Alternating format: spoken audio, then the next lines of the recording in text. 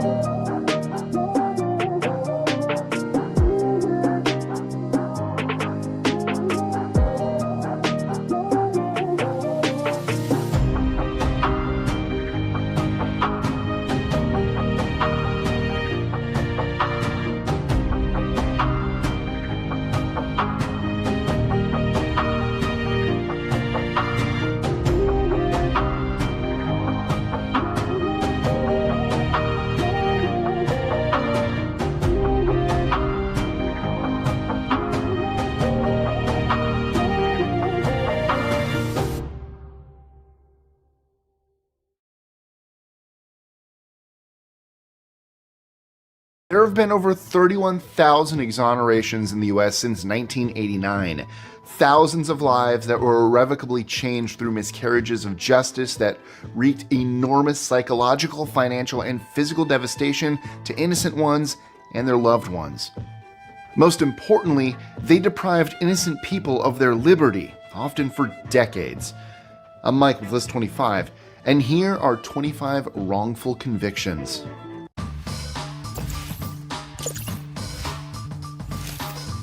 25. Jonathan Barr. Jonathan Barr and 4 co-defendants were wrongfully convicted of sexually assaulting and killing a 14-year-old girl in 1991. However, before their trial, DNA tests had already proven that none of the accused were involved. It wasn't until 2011, after spending a collective total of 95 years in prison, that all 5 of them were declared innocent after DNA was run through the FBI National Combined DNA Index System, or CODIS. The real culprit, Willie Randolph, who was 33 years old and had a prior conviction for armed robbery, was finally identified as the person responsible for the crime. At the time of the murder, he lived in the same neighborhood as the victim. 24. Christine Bunch. Christine Bunch was in prison for more than 17 years after being charged with arson on June 30th, 1995 in Decatur County, Indiana, in an event that killed her 3-year-old son, Anthony. In 2006, Christine's family hired new counsel, bringing in 3 fire forensic scientists who agreed that the prosecution's arson testimony during her trial was most likely wrong. They petitioned the court, claiming she was entitled to a new trial as critical ATF documents were withheld during her 1995 trial. Recent findings in fire science provided additional evidence of her innocence. They could not sway the judge, and Christine remained incarcerated until 2012 when she was released on her own recognizance. The prosecution finally dismissed the accusations against Christine 8 days before Christmas 2012. 23. Kenny Adams. Kenneth Adams and 3 other men, now known as the Ford Heights Four, were wrongfully convicted of rape and double homicide in 1978. Adams was convicted and sentenced to 75 years. After spending 18 in jail, new DNA testing proved their innocence, and all 4 were cleared of all charges. Following their exoneration, the Ford Heights Four filed civil rights lawsuits against the Cook County Sheriff's Department. During that discovery process, it became clear that a witness's false confession had been coerced. Cook County agreed to settle the men's claims for $36 million, the highest settlement in U.S. history at the time. 22. Stephen Avery. In 1985, Stephen Avery, then 23, was convicted of rape and attempted murder of a jogger on a Lake Michigan beach. Avery is the subject of the Netflix documentary Making a Murderer. Avery had several alibi witnesses who put him with his family in Green Bay shortly after the incident. In 2003, he was exonerated after DNA evidence identified the actual perpetrator. The assailant was Gregory Allen, a convicted felon who strongly resembled Avery. Less than 5 years after being released, Avery faced charges for yet another murder and is currently serving a life sentence in prison with no chance of parole. 21. Leroy Orange. Leroy Orange was found guilty based on a confession he provided after being tortured in a police station in Chicago in 1984 under the supervision of Commander John Burge, a name that will pop up more than once on today's list. Leroy confessed to a murder after 12 hours of torture, during which he was shocked with electrical currents and asphyxiated. Orange was largely convicted at trial due to counsel by a private attorney hired by Orange's family, who was accused of extreme incompetence during the trial. On January 10, 2003, Illinois Governor George Ryan awarded Orange a complete pardon based on his innocence. John Burge was eventually fired from the force in 1993 for overseeing the torture of dozens of detainees. 20. Jane Dorodick. Jane Dorodick reported her husband missing after he went out for a jog and never returned home. He was later discovered bludgeoned to death along his jogging path, rendering her the main suspect in the murder. Jane was ultimately convicted of murder based on amateur, contradictory, and what was undeniably faulty forensic evidence. She was released from prison after 19 years at the age of 75 after DNA evidence finally ruled her out as a suspect and revealed an unnamed male as the perpetrator. 19.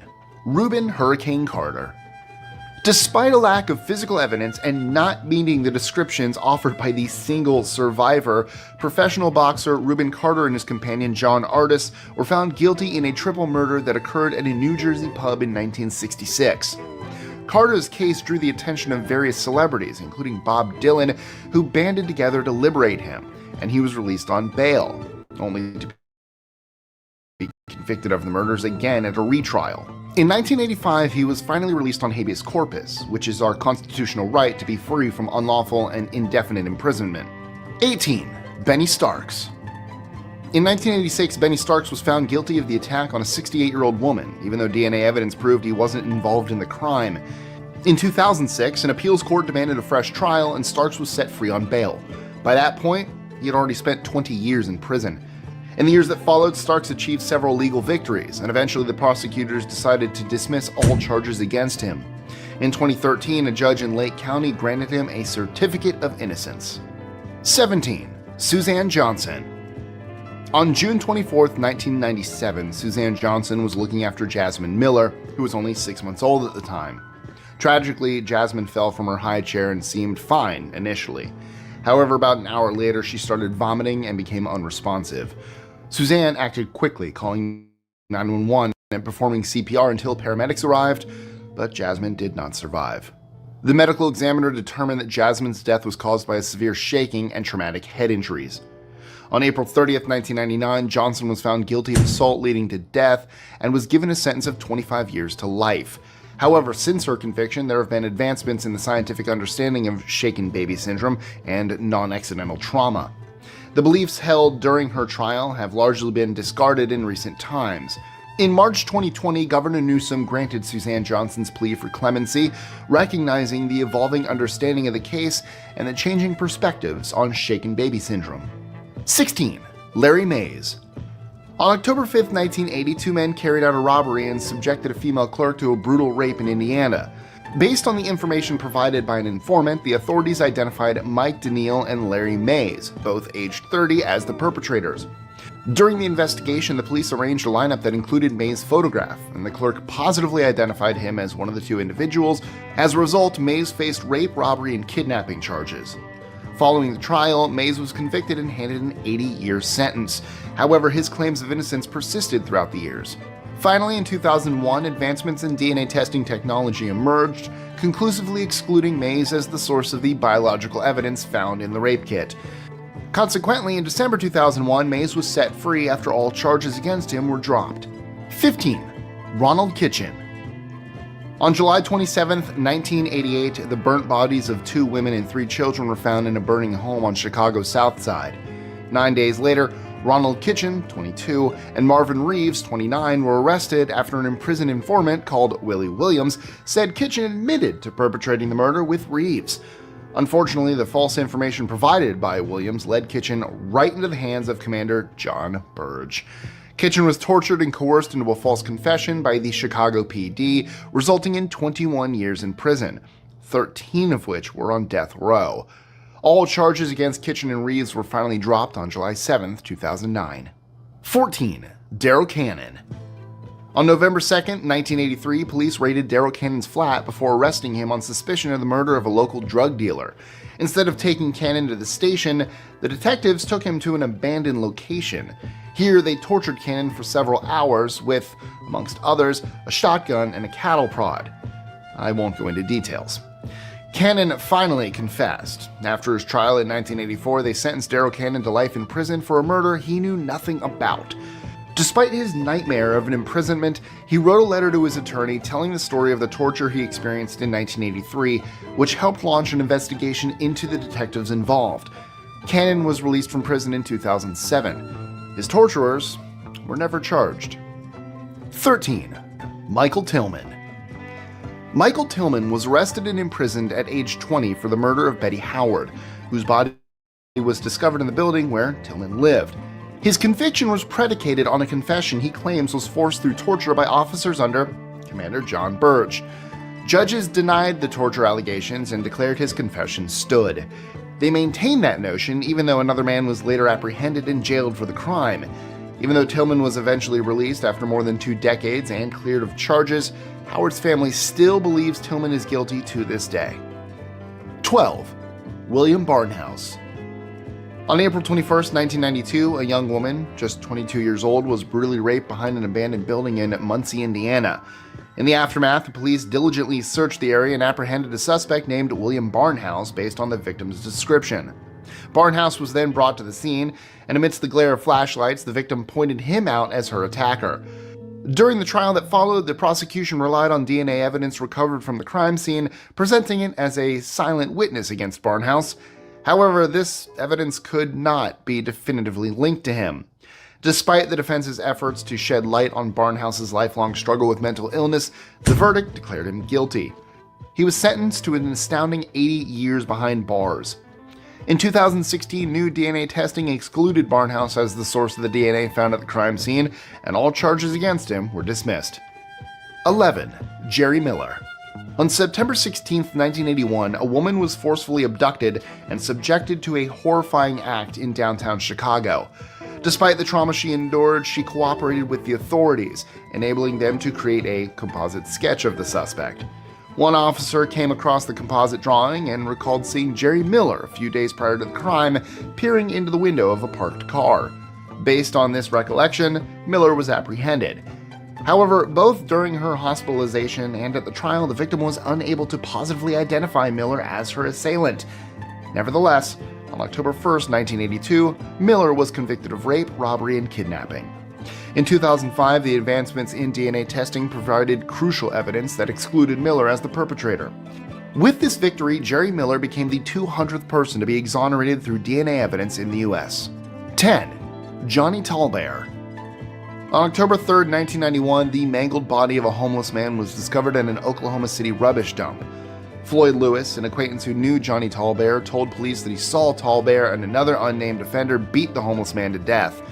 Based on Lewis's flawed testimony and zero physical evidence, blood samples from the crime scene could not be matched to Tallbear, he was prosecuted and convicted. In 2001, new DNA tests were ordered. Judge Glenn M. Jones vacated Tallbear's murder conviction and dismissed his charges after considering the new evidence presented before the courts. 9. Michael Evans. In 1976, Michael Evans and Paul Terry were 17 years old when 9-year-old Lisa Cabasso was raped and murdered near her home on Chicago's South Side. The two youths were convicted of the crime solely on the false and possibly perjured testimony of a 32-year-old secretary at a real estate firm near the crime scene. They were imprisoned for 27 years before DNA exonerated them in what the United States Court of Appeals called, quote, a tragedy of epic proportions. Even after DNA evidence cleared Evans and Terry, prosecutors left them in limbo for 3 additional months, as if 27 years wasn't enough, before finally withdrawing the charges. 8. Valentino Dixon. Valentino Dixon became famous while imprisoned in the US for his brilliant paintings of golf courses. Dixon was charged at the age of 21 in a shooting murder that occurred in a crowded area of Buffalo, despite a young man named Lamar Scott confessing to the crime and many witnesses corroborating it. Dixon continuously maintained his innocence and filed multiple appeals and petitions throughout the years. He was finally vindicated after 27 years in prison when Scott, the actual gunman already in jail on other counts, was convicted of the murder. 7. Clifford Jones. In June 1980, a woman agreed to meet a man for sex in a Manhattan apartment complex, but ultimately changed her mind. The man raped her at knife point before murdering one of the building's residents on the staircase. 4 months later, the victim identified Clifford Jones in a photo lineup. Although the woman had admitted to drug abuse and was high when she identified Jones, he was arrested and convicted solely based on this woman's testimony. It wasn't until 2008, when DNA evidence from the crime scene was examined, that Clifford Jones was conclusively ruled out as the perpetrator. Jones sought a new trial, recognizing this new information, but his request was initially denied. Finally, in December 2014, after a long legal battle, the New York Court of Appeals granted him a hearing. In 2017, Clifford Jones took further action by filing a civil rights case. Ultimately, he was rewarded a settlement of $12.6 million, acknowledging the injustice he had endured throughout the years. 6. Henry McCullum and Leon Brown. In 1984, Henry McCullum and his younger brother Leon, aged 19 and 15 respectively, were wrongfully convicted for a crime that resulted in the death of an 11-year-old child. During their arrest, the brothers endured lengthy interrogations without the presence of a lawyer. Though their case may not be as widely known as others, it's one of the most egregious examples of wrongful conviction due to the police misconduct involved and the fact that it involved two young brothers. Shockingly, at the time of their arrest, the police failed to make any meaningful efforts to apprehend the true perpetrator of the crime. In 2014, new DNA evidence emerged, proving their innocence. After enduring a harrowing 31 years behind bars, they were finally exonerated and set free. 5. Andre Davis. In August 1980, 3-year-old Breonna Stickle was abducted and brutally murdered in Rantoul, Illinois. Andre Davis was charged with felony murder, indecent liberties with a child, aggravated kidnapping, and asphyxiation. Subsequently, in 1983, he was convicted and handed a sentence of 80 years in prison. However, as time passed, a relative of Breonna's began to question Davis's guilt and encouraged him to pursue DNA testing, even though it was more than 2 decades later. The results of the new DNA evidence were nothing short of a revelation. In July 2012, after spending nearly 32 years unjustly incarcerated, Davis was finally released from prison. In light of his tremendous ordeal, Davis pursued a federal wrongful conviction lawsuit, and he was awarded $850,000 as compensation for the 31 years he had lost behind bars. 4. Keith Allen Harward. In 2015, Keith Allen Harward was released from Nottoway Correctional Center after DNA evidence proved he was innocent of a 1982 murder and rape case in Newport News, Virginia. Despite being stationed near the crime scene as a sailor, the only identification against him came from a security officer who saw someone in a bloody uniform entering the dock. The persecution's case and Harward's conviction relied heavily on bite mark testimony. DNA evidence finally cleared Harward of the crime and actually revealed that the sperm found at the crime scene belonged to one of Harward's former shipmates who had passed away. Although controversial, bite mark evidence continues to be used in court today. 3. Malcolm Alexander. In 1980, Malcolm Alexander was charged with a rape he didn't commit. Despite inconsistent and uncertain eyewitnesses, he was found guilty based solely on their testimony. His trial was rushed, lasting just 1 day, and his defense lawyer didn't present any arguments or witnesses to prove his innocence. In fact, even though there was DNA evidence available, it was never tested or presented at his trial. Malcolm Alexander spent 38 years in prison until the Innocence Project took on his case. New DNA testing was ordered, which excluded Alexander, finally leading to his exoneration and release from prison on January 30th, 2018. 2. Kevin Strickland. Kevin Strickland was convicted of a triple shooting in 1978 based on the testimony of the sole witness, Cynthia Douglas. Although she primarily identified 2 other men who were convicted after they admitted guilt, she also later identified Strickland, but later recanted. Unfortunately, Strickland was also convicted of the shootings and sentenced to life without parole in 1979. In 2009, Cynthia Douglas contacted the Midwest Innocence Project for help in Strickland's wrongful conviction case. He was finally exonerated in 2021 after spending an incredible 42 years in prison, making it one of the longest wrongful incarcerations in U.S. history. Because Missouri compensates only those exonerated by DNA testing, he couldn't claim any compensation for his wrongful conviction. 1. Anthony Mazza. Anthony Mazza's story is one of remarkable endurance, as he suffered through an astounding 47-year wrongful imprisonment for a robbery and murder he didn't commit. Despite having intellectual disabilities, Mazza fought tirelessly for justice on his own for 32 years. During this time, he filed 4 petitions to reopen his case, despite not having legal assistance. Fellow inmates testified that Mazza's friend Robert Anderson had confessed to framing him. Unfortunately, all 4 petitions were rejected or ignored. In 2006, Mazza made a breakthrough with a newly discovered statement from Anderson's brother given to the police back in 1972. The statement provided crucial evidence that supported Mazza's innocence. Finally, on June 3, 2020, at the age of 73, Mazza was released from Norfolk State Prison, ending his nearly 5-decade-long wrongful imprisonment. So, what would you do if you were wrongfully accused? What a nightmare scenario. Let us know in the comments below. And as always, don't forget to like, share, comment, subscribe, click that notification bell so you don't miss out on any new content. Tell everyone. I still get people that don't know we're back, and we've been back for, 9 months now? Something like that? Yeah, almost 9 months.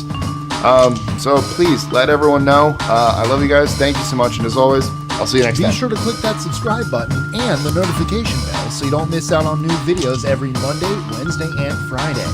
Share them with your friends and help us consistently conciliate curiosity. And if you want even more lists, check out these videos here or just head to our website at list25.com.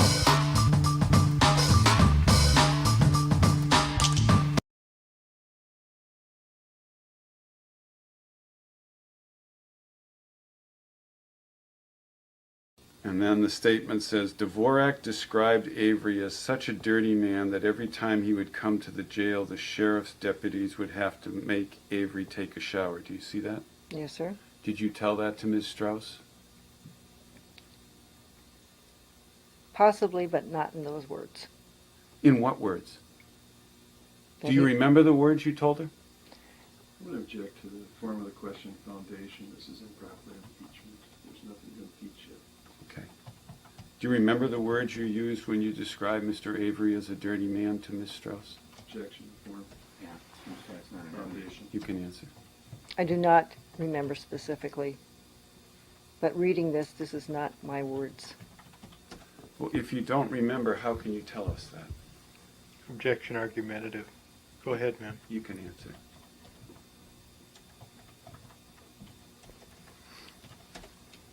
I would say I do not speak or talk, converse in this kind of verbiage.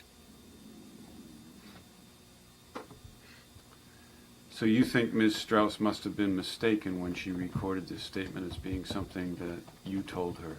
Object to the form of the question. Yeah, and also Is that correct? Same objection. You can answer.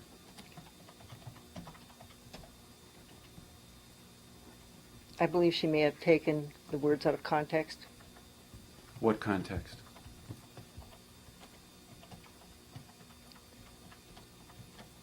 Putting her verbiage into the statement. Why would you think she would do that? Objection falls for speculation. You can answer.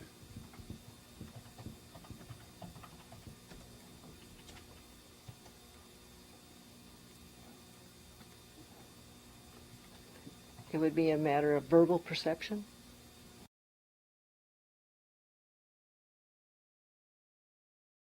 The next paragraph, first full paragraph on the page, Dvorak described Avery as an abusive man. Did you tell that to Ms. Strauss?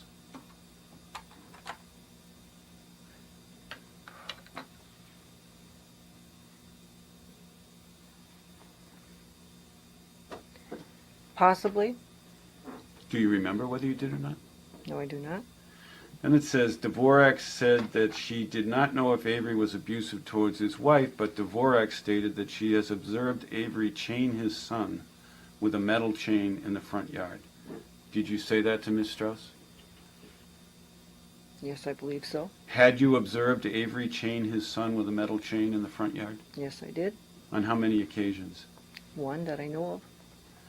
Then it says, Dvorak said this was Avery's way of babysitting his children. Did you say that to Ms. Strauss? Possibly. How did you know that?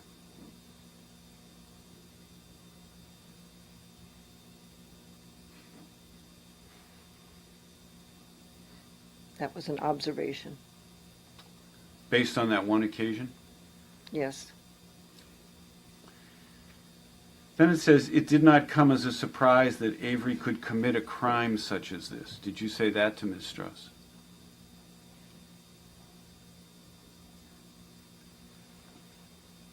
Possibly. This does not sound like my verbiage. You just don't remember whether you said that or not. No, I do not. Dvorak said this assault did fit Avery's pattern of previous crimes. Did you say that to Ms. Strauss? Possibly, but again, this is not my verbiage. What pattern of previous crimes? Check to the form. Yeah, and foundation. Well, if you possibly said this to her, what's the pattern of previous crimes you were referring to? Form of question or foundation. You can answer. As soon as facts not in evidence. You may answer. His interaction with society, the setting of the cat on fire. Anything else you remember? Not at this time. You believe setting a cat on fire would be a previous crime that would suggest that somebody engaged in a rape? Objective misstates her testimony. She said You all may the answer, interaction ma'am. in society. John, stop trying to tell her how to testify. Well, then you stop repeating her testimony inappropriately, counsel, and I'll stop objecting. Yeah. How's that? We'll go see the judge about all of this. I'd appreciate that. Okay. Would you read the question back, please? Sure.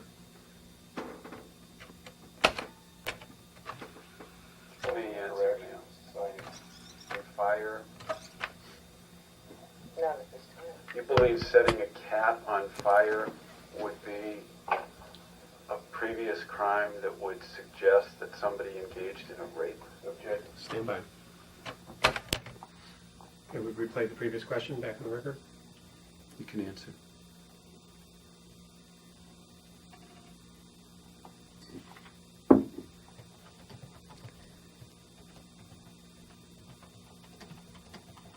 Again, your question is unclear. What's unclear about it?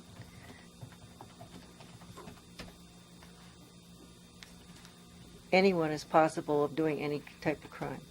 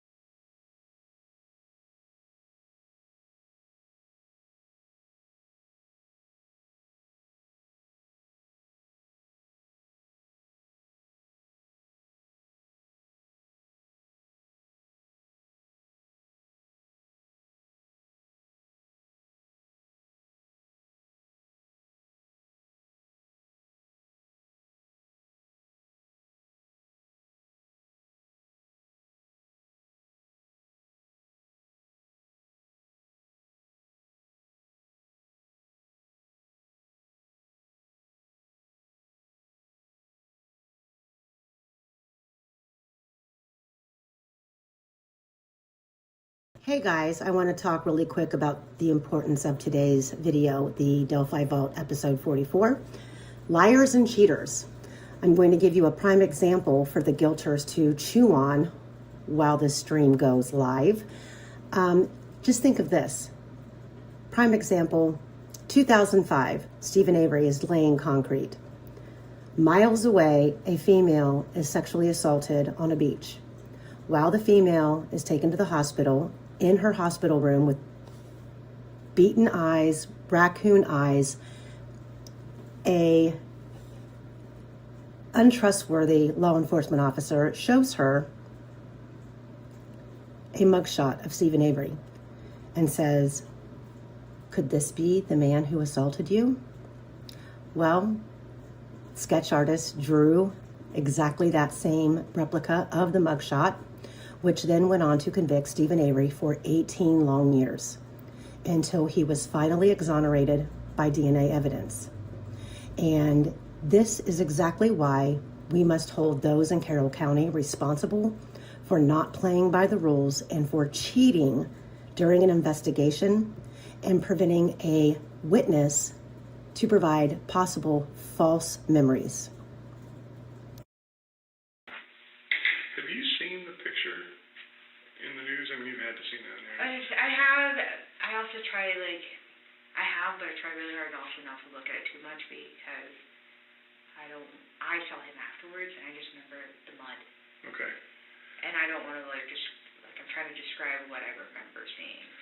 Well, in previous situations I've been involved with, I'm sometimes hesitant about having the photo around because you couldn't tell that that's the actual person. Or then you'd be like, well, wait a minute, you're showing a picture of somebody, but they know that's the guy. If that picture is sitting right here with us, do you think it would help you? It might. Because we can cheat. I do this all the time. Like if there's surveillance photos from a bank or stuff like that, we can cheat.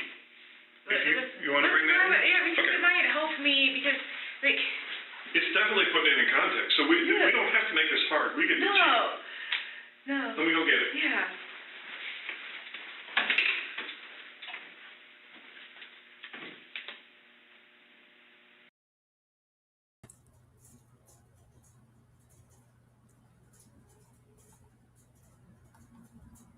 Hey guys, welcome to Case by Case. That was a different introduction that I did.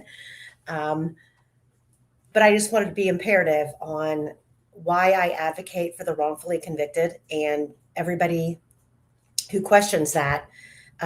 Hopefully the first video that I played gives you kind of a sunken in theory of the amount of people in this country who have been wrongfully convicted. I feel it's imperative that every aspect of Rick Allen's case gets scrutinized.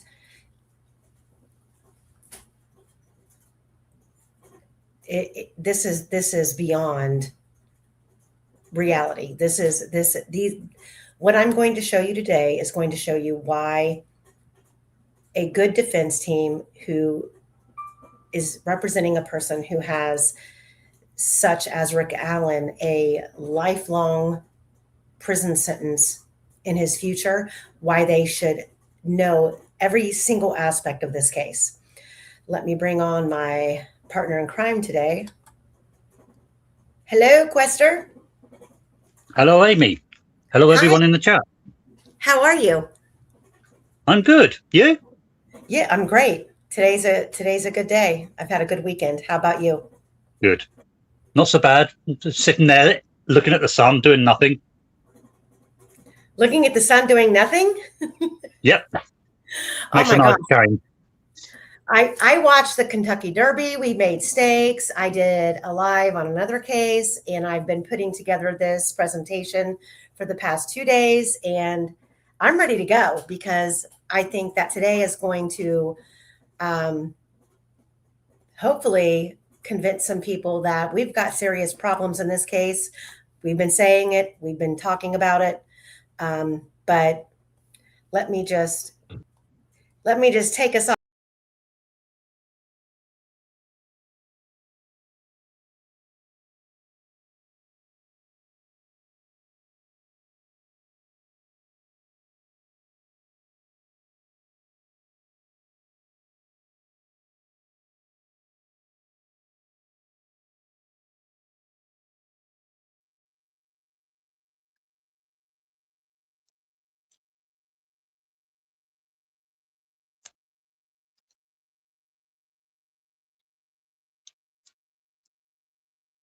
Anybody there?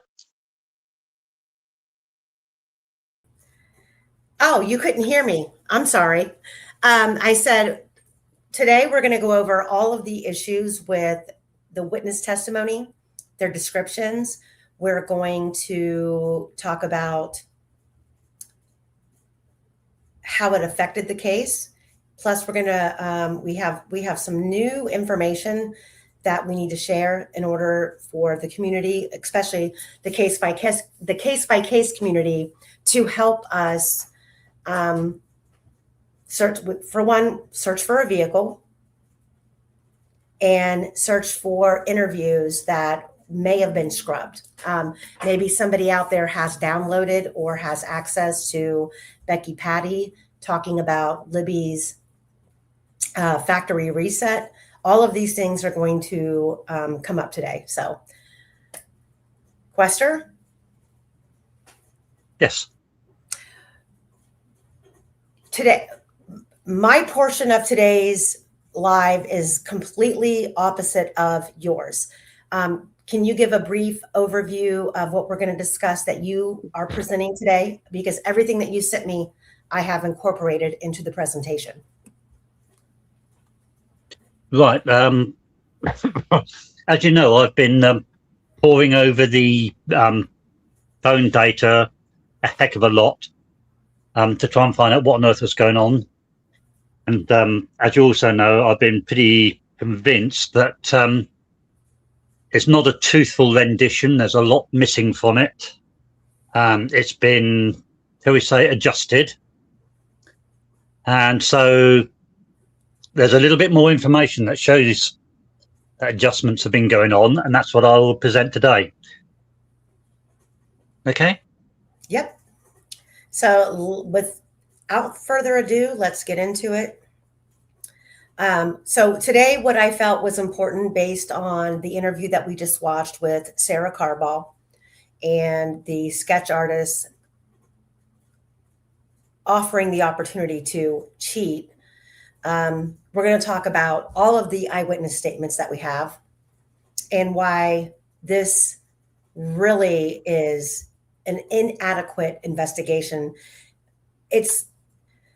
So initially, in this investigation, law enforcement are looking for witnesses, yes? And if those witnesses' memories or recollections are tainted or misconstrued, how reliable are they?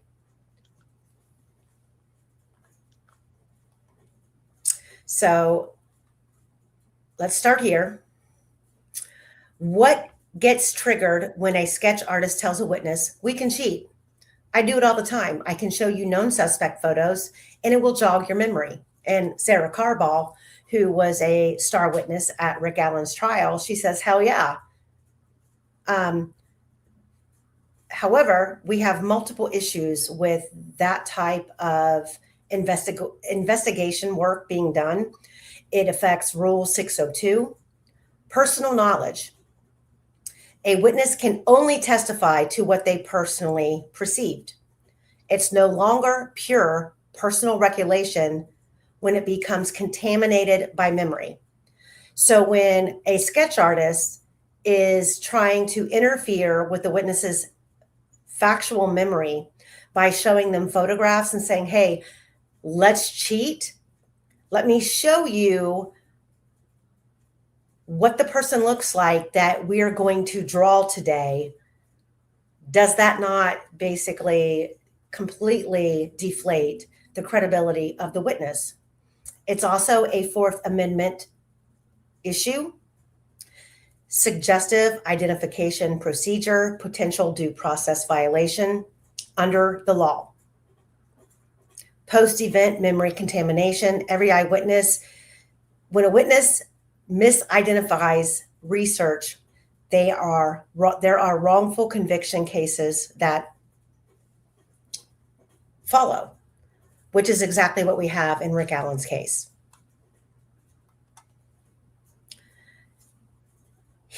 Let me take this off here really quick.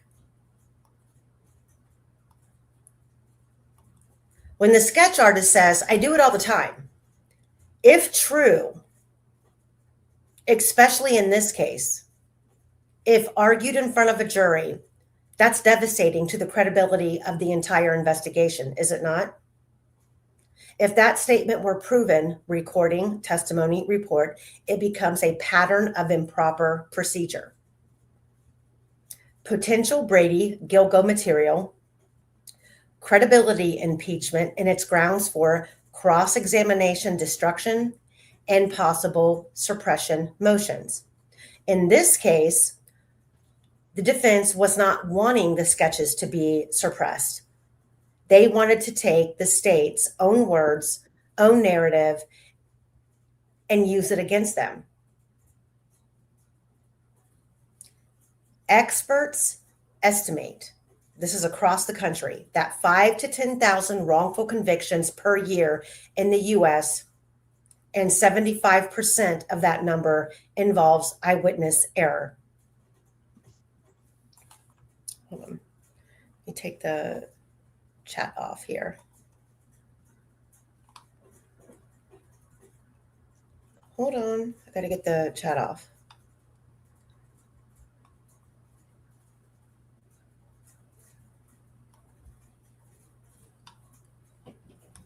There we go. And lastly, a sketch-related contamination is baked also into that 70 to 75% statistic. Does everybody in chat recognize that we have these issues in this case?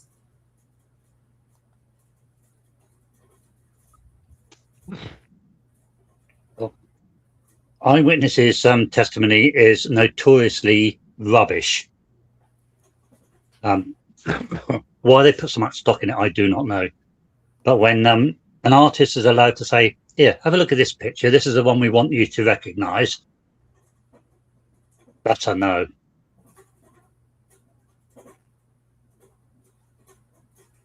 Yet we have a massive amount of that going on in this case. So next up, let's talk about Rayleigh Voorhees' testimony.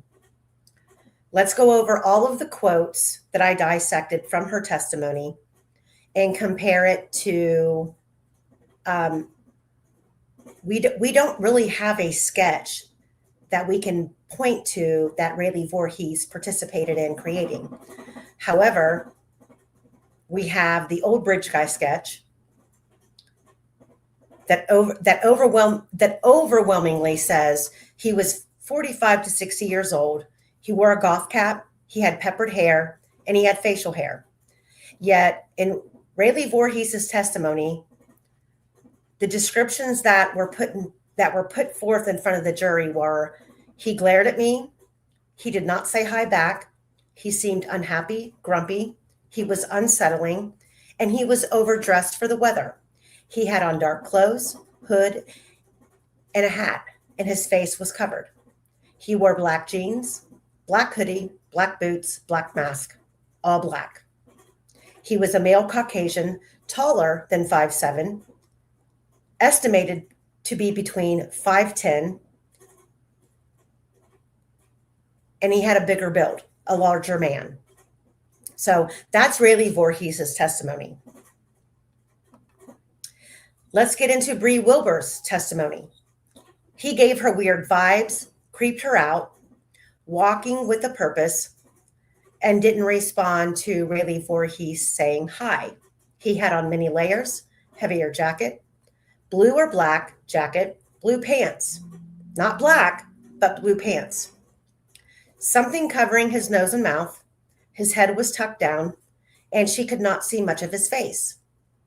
Then she later stated he was in his early 30s, but at trial she claimed she was unsure.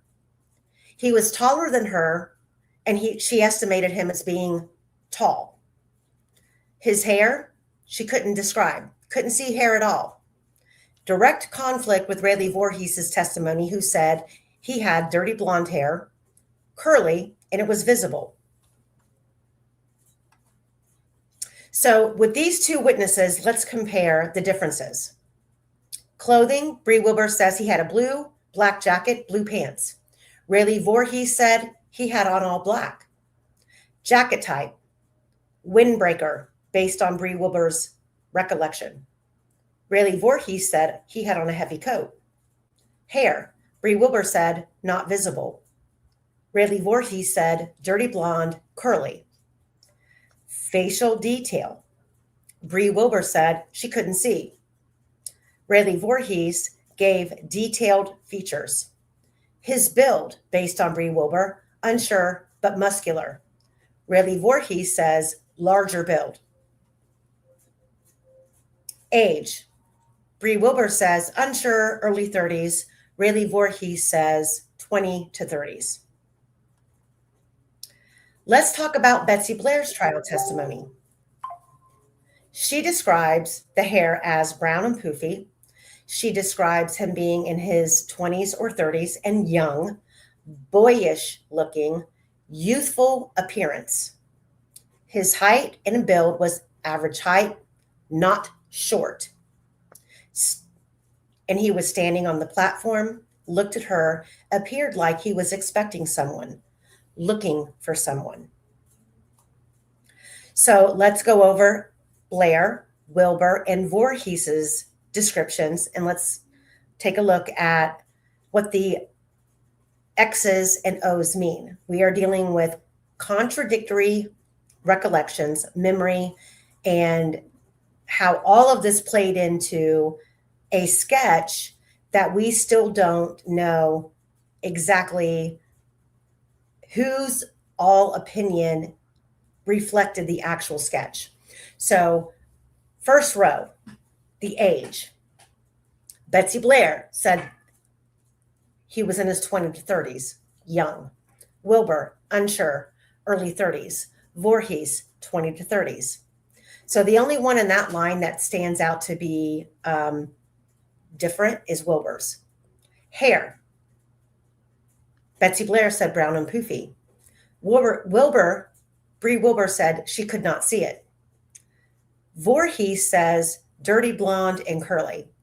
So excluding Wilbur, who claims she couldn't see, we have Blair with brown and poofy, and we have Voorhees with dirty blonde and curly. Face visibility. Blair says unclear. This is trial testimony, guys. Wilbur says his face was mostly covered. However, Voorhees gave detailed features. Clothing. In Blair's initial interview, she was not specific. Wilbur said blue black jacket, blue pants. Rayleigh Voorhees says all black. Jacket type. Blair didn't give a description at her initial interview. Wilbur said windbreaker. Voorhees said heavy coat. The build, according to Betsy Blair, was average. Wilbur, not sure, but muscular. Voorhees said larger build. Facial hair. Betsy Blair said none seen. Wilbur, not described. Voorhees, not clearly established. Certainty level, out of all three of these witnesses, Betsy Blair was confident, Wilbur seemed confident, and Voorhees admits influence. So before I move on, everybody in chat, tell me what you think of that. Quester, what do you think of that? I think three different people, seen at three different times. I question the facial visibility since they're all apart from Blair saying he had a face mask on. All the stuff like he growled at me, he had a beard and so on. He had a face covering. How did you see that? Height, every single one is. I don't think the height is on this, but every single one of them indicated him to be taller than them, which means 5'10" and above.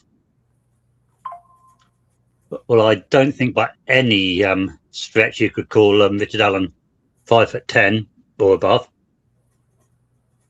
No, not even close. No. And this excludes this information right here, which is David Liebert's description on the morning of February 14th. Let me pull it up here. At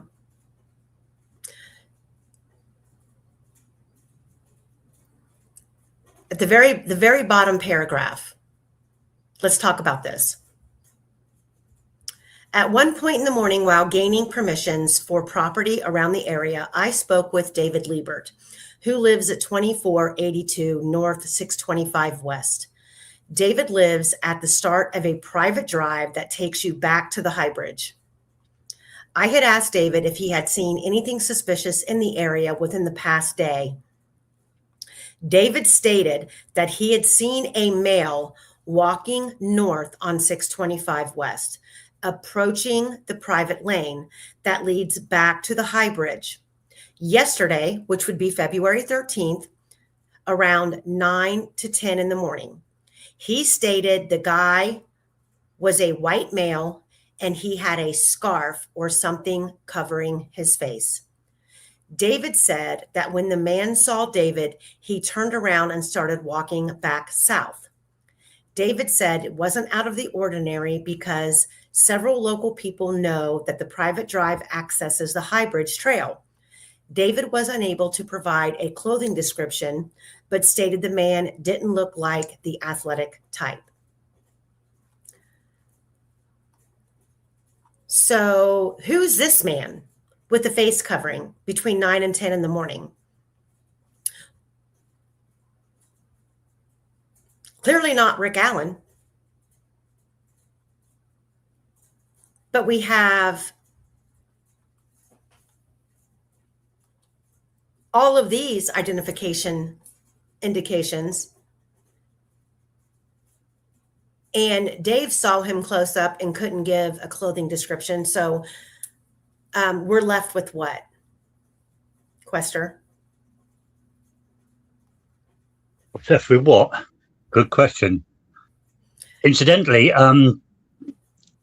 the David Liebert's wife did give a description of the clothing. In that, he said he was wearing a canvas jacket, nondescript in colour, and she doesn't remember a hat.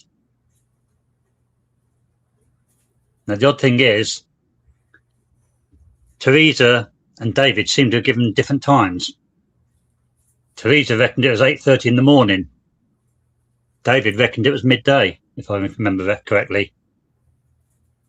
And on February 14th, when these interviews were conducted, every single description provided in these interviews on the 14th that are recorded in a supplemental report, by the time we get to trial, these descriptions completely disappear.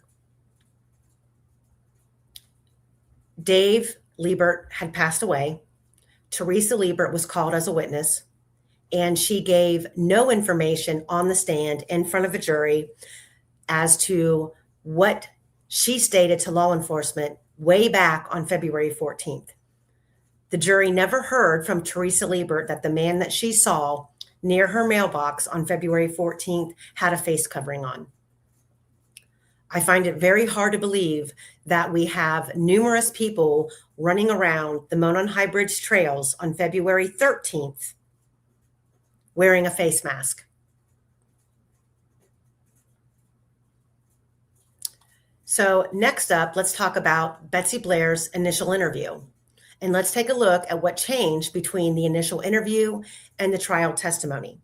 When you look at what the state presented as the defendant's exhibit 103, we have very limited information. Weight, height, hair. There's an additional box down here at the bottom that she could provide additional information, which she did not. You would think that law enforcement would want as much information as possible. These reference codes, I can't decipher exactly what they mean. But if we bump to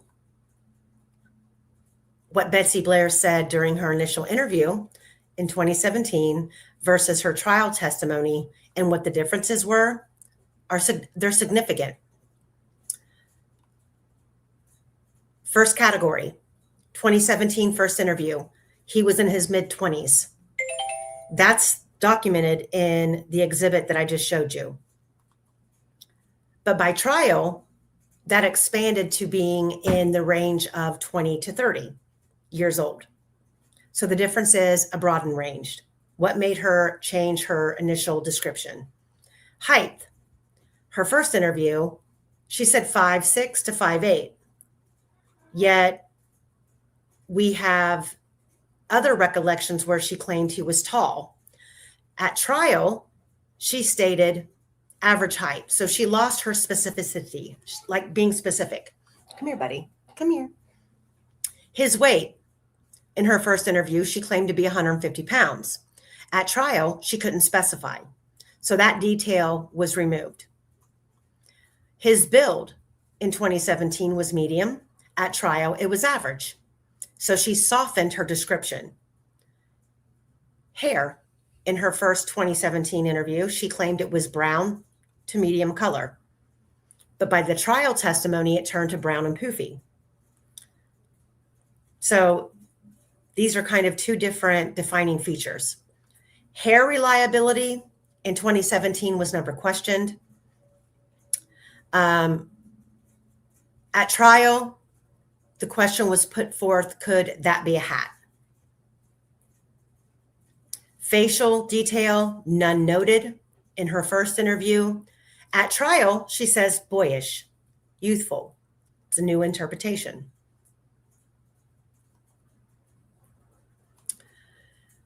Hold on. So, okay. So where does that leave us with the sketches that, regardless to what the state wants to say now, the state of Indiana, Doug Carter, Nick McClellan, the entire law enforcement department of Carroll County, literally all hung their hat on these sketches. The old bridge guy sketch, the young bridge guy sketch, the removal of the importance of the older bridge guy sketch, and now we are taking a new turn in the case. Where does that leave us with the credibility of any of these witnesses versus the sketches? And how do we spend 7 years with these two images being thrown in our face only to get to trial and the state claim they're irrelevant? Quester?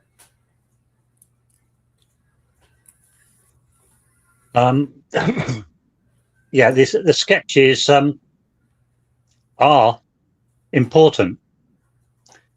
They're not testimony, they are supportive of testimony, if you know what I mean.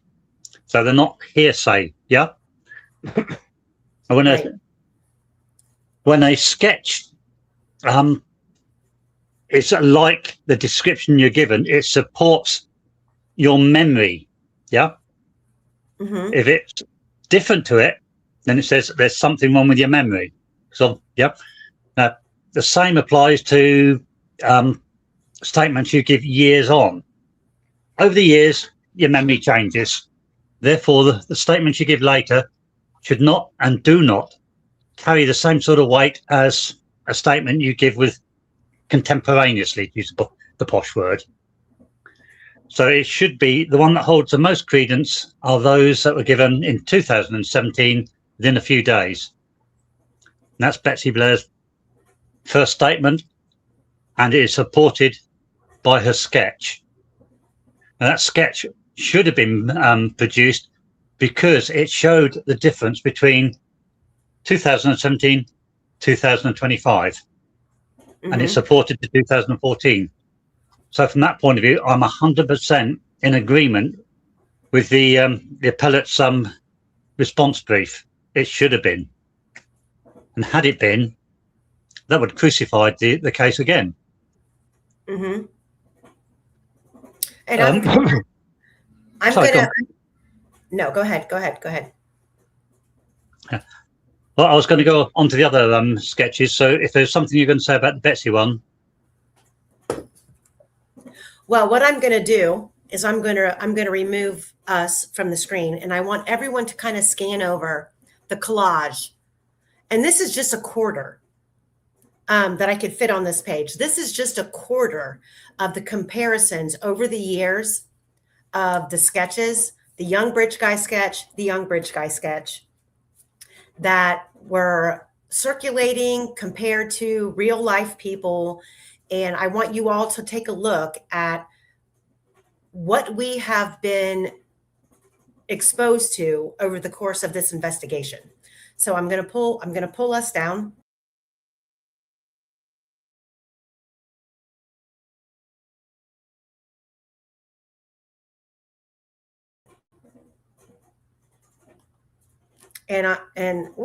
Sorry. I pulled us off, but I want you guys to take a look at all of the different sketches. And remind all of you that law enforcement heavily relied on the sketches, and to the point where we're talking about, to the killer who may be in the room, reliable sketches. This is what we were given. And these are only a quarter of the comparisons. Take a look.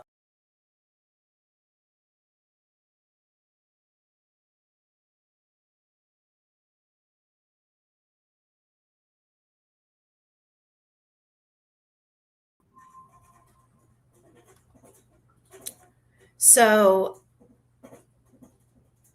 this is frustrating. And it's frustrating because the jury never saw this video. Have you seen the picture in the news? I mean, you've had to see that. I have. I also try, but I try really hard also not to look at it too much because I saw him afterwards and I just remember the mud. Okay. And I don't want to, I'm trying to describe what I remember seeing. Well, here's, in previous situations I've been involved in, I'm sometimes hesitant about having the photo around because you couldn't tell that that's the actual person. Then you'd be like, well, wait a minute, you're showing a picture of somebody, but they know that's the guy. If that picture is sitting right here with us, do you think it would help you? It might. Because we can cheat. I do this all the time. Like if there's surveillance photos from the bank or stuff like that, we can cheat. You want to bring that in? Yeah, because it might help me because, it's definitely putting it in context. So we don't have to make this hard. We can cheat. No. Let me go get it. Yeah.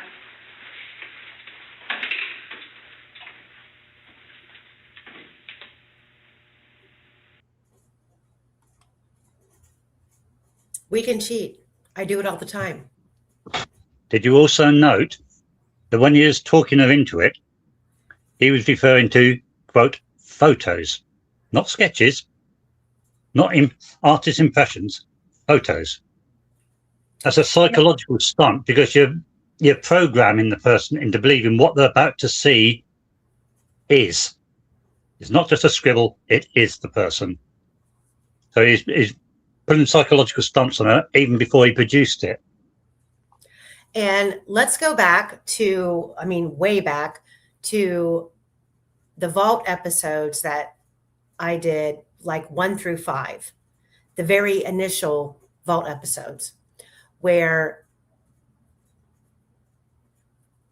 we have people describing people, and we have all of the witnesses being brought in, talked to. We know what certain people said because they posted publicly what they said. And these sketches came out. Sarah Carball, who was just in that interview that we just watched, the short clip, had serious problems with her credibility at trial. And she says it in this video. I just remember the mud. I just remember the mud. Andrew Baldwin calls her out on every single one of her interviews and how it escalated from mud to mud and maybe blood to bloody, and had gutted a pig. So there's that issue. Yet we still are left with before she even came forward, there were weeks that went by before she approached law enforcement. Then to give her description, and she claims it was because there was a checkpoint on 300 where they were stopping everybody who went by and they were talking to them. And so she stopped and said, oh yeah, by the way, I may have seen something important. Goes on to muddy, little bit of blood. Now he's, gutting a pig. Then she gets on the stand and she says in her trial testimony that she became aware of Abby and Libby missing because of an Amber Alert. There was no Amber Alert. And you can chalk that up to Tobe Lesenby telling everybody in every interview initially that, well, the girls were thought to have ran off. They could have went to the movies. This happened before. That's why in the real legality of all of this, Abby and Libby did not meet the criteria for an Amber Alert. So where the hell does Sarah Carball get off claiming that she knew the girls were missing because of an Amber Alert? And why was she allowed to sit on the stand and say it without being confronted with it not being true? That pisses me off. The other thing that I found quite weird was her saying, oh, he definitely did not have blue eyes. Now, if you're driving along country road and this guy's walking past you, how much do you get to see of his eyes? Well, according to her, he was only like a short amount of feet away. I mean, she's driving and he's passing her walking, not from a short distance from Mears lot, where everybody was congregated looking for the girls. She claims that she saw this man very close up and not blue eyes. Well, that is a complete opposite description of Rick Allen. Yeah. Well, the thing is, she wasn't close enough to be specific on a lot of other things, but she was close enough to be that specific on his eyes. And bear in mind, the sun would have been shining on this person's face. Now, as you probably know, the sun shining on your eyes can change the colour, especially with blue. Mm-hmm. And if the sun is shining straight in his face and he's wearing a hat, you tip your head down, don't you? Yes. And I'm sorry, but if you are a female driving along that road and within, let's say, 24 hours, and it was less than 24 hours, that two little girls were found brutally murdered in the woods in a place that you frequent to walk your dog. Sarah Carball claims she drove by like 4 times that day. If she would have seen a man covered in blood walking down the road,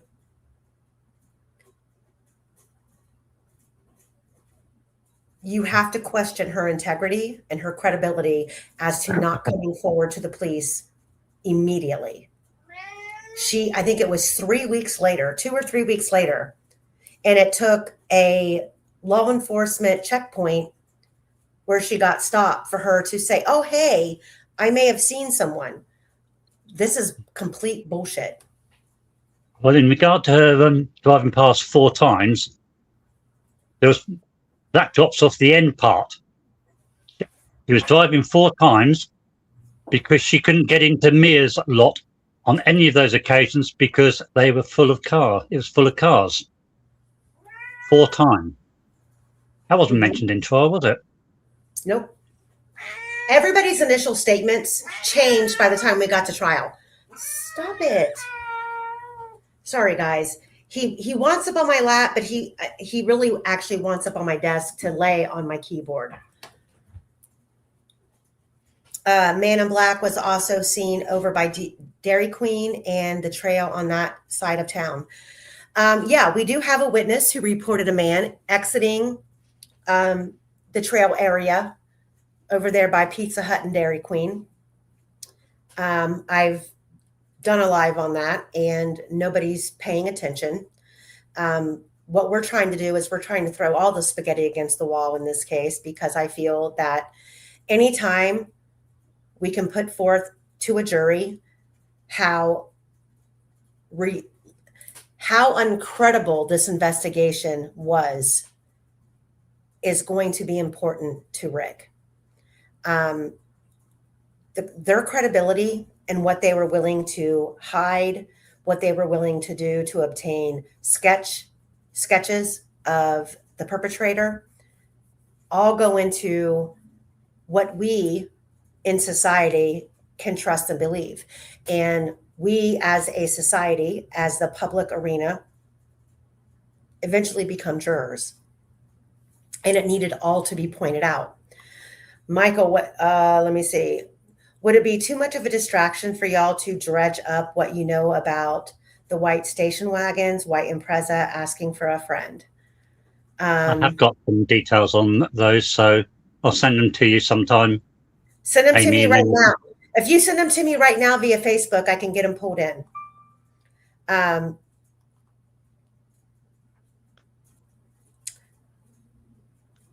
Because I got through my presentation, the contrast and comparison of the witnesses in this case. So let's talk about Sarah Carball. Quester, I can read this document if you want to pull up what you've got on the Impreza. So with Sarah Carball, she describes a man aged 45 to 60 with a golf cap, peppered hair, facial hair. In her first 2017 interview, she said mud 11 times, and the word blood does not appear in the transcript. In 2017, a second interview, she said mud 13 times. Now remember, I just played the initial part of her interview where she says, all I remember is the mud. So in 2017, in her second interview, she says mud 13 times. And again, the transcript shows no blood. In 2019, 2.5 years later, it flips. She says blood 16 times and does not see mud in that, and we do not see mud in that transcript. This right here alone should have been an argument the defense raised and even allowing her testimony to come in. However, Andrew Baldwin did do a good job of bringing these 3 different interviews and their contradictions up. The coat color changed. First, she described the coat as tan, then later admitted that was inaccurate and changed it to blue. Was that after seeing the bridge guy image? Was that after the sketch artist in her initial interview put forth to her the picture that was circulating online of bridge guy and saying, okay, take a look. Maybe this will jog your memory. We can cheat. I do it all the time. This will help jog your memory. That completely destroys a witness's credibility. It's not now firsthand accountability and memory. It is it's destroyed by contamination. The contamination issue is she specifically said she did not want to be contaminated with a photo, but the officer still put the bridge guy photo in front of her during the interview. The distance and the time changed. She said she saw him for a mere instant. Then at trial, recalled that maybe 30 seconds. She also later said she passed within 3 feet, but was challenged, and she previously testified it was 20 feet or more.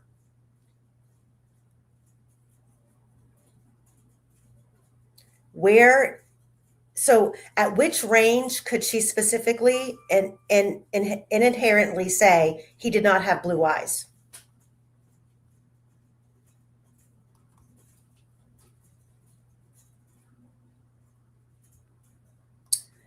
Chester, amen. Amen, amen, amen. Monday, amen.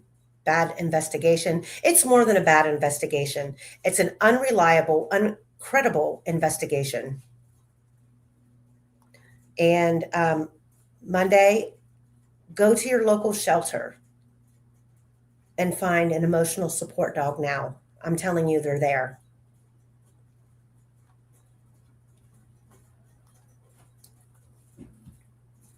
So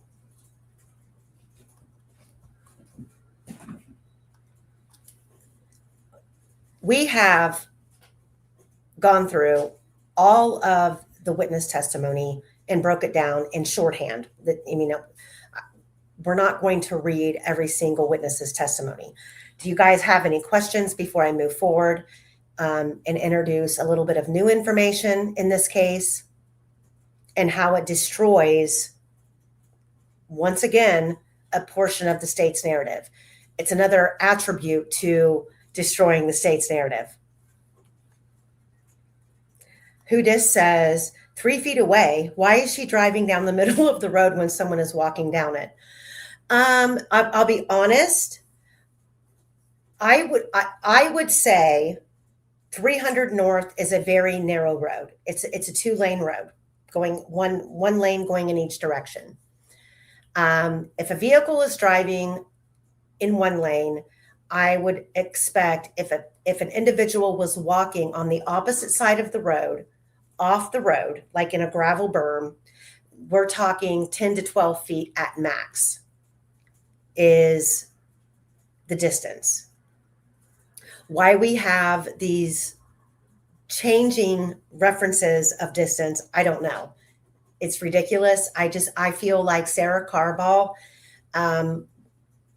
based on everybody who was in the courtroom during trial, they all felt that she was over the top, dramatic, and had been coached beyond belief to testify in front of a jury.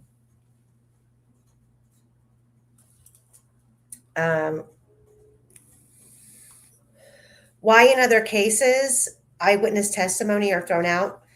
Example, Scott Peterson, but in this case, they are used as gospel. Good question. That would be a question for Michael Osbrook as far as Indiana law and how that works. It seems the rules were bent to benefit the state based on the majority of Judge Gall's rulings. What was allowed in, what wasn't allowed in. I mean, when it came to the defense, it was all hearsay. It was information that wasn't allowed in. But when it came to the state, we've got law enforcement officers getting on the stand telling the jury prior to the bridge guy video being played what they can anticipate hearing that be a gun. We've got Cecil getting on the stand, introducing hearsay testimony from a fucking Google search, from a group chat from Apple. I mean, the rules were bent in the favor of the state, period. And Lesenby is married to a Liebert. Yes, he was. I would even say there's barely an investigation more than a narrative. I agree with that. It's narrow, but 2 vehicles can be on it at the same time. She is trash. Oh, absolutely. It's 1 lane each way. So 2 vehicles could be on the road at the same time. However, I'm going to estimate, since based on my memory, if you're driving down the road 300 North and there's an individual walking on the opposite side of the street on the edge of the road, I'm going to say 10 to 12 feet max is the distance from your driver's side window to seeing the individual. Okay. Go ahead, Quester. Yeah. If I remember correctly, Teresa Liebert is Lesenby's ex-mother-in-law. Yes.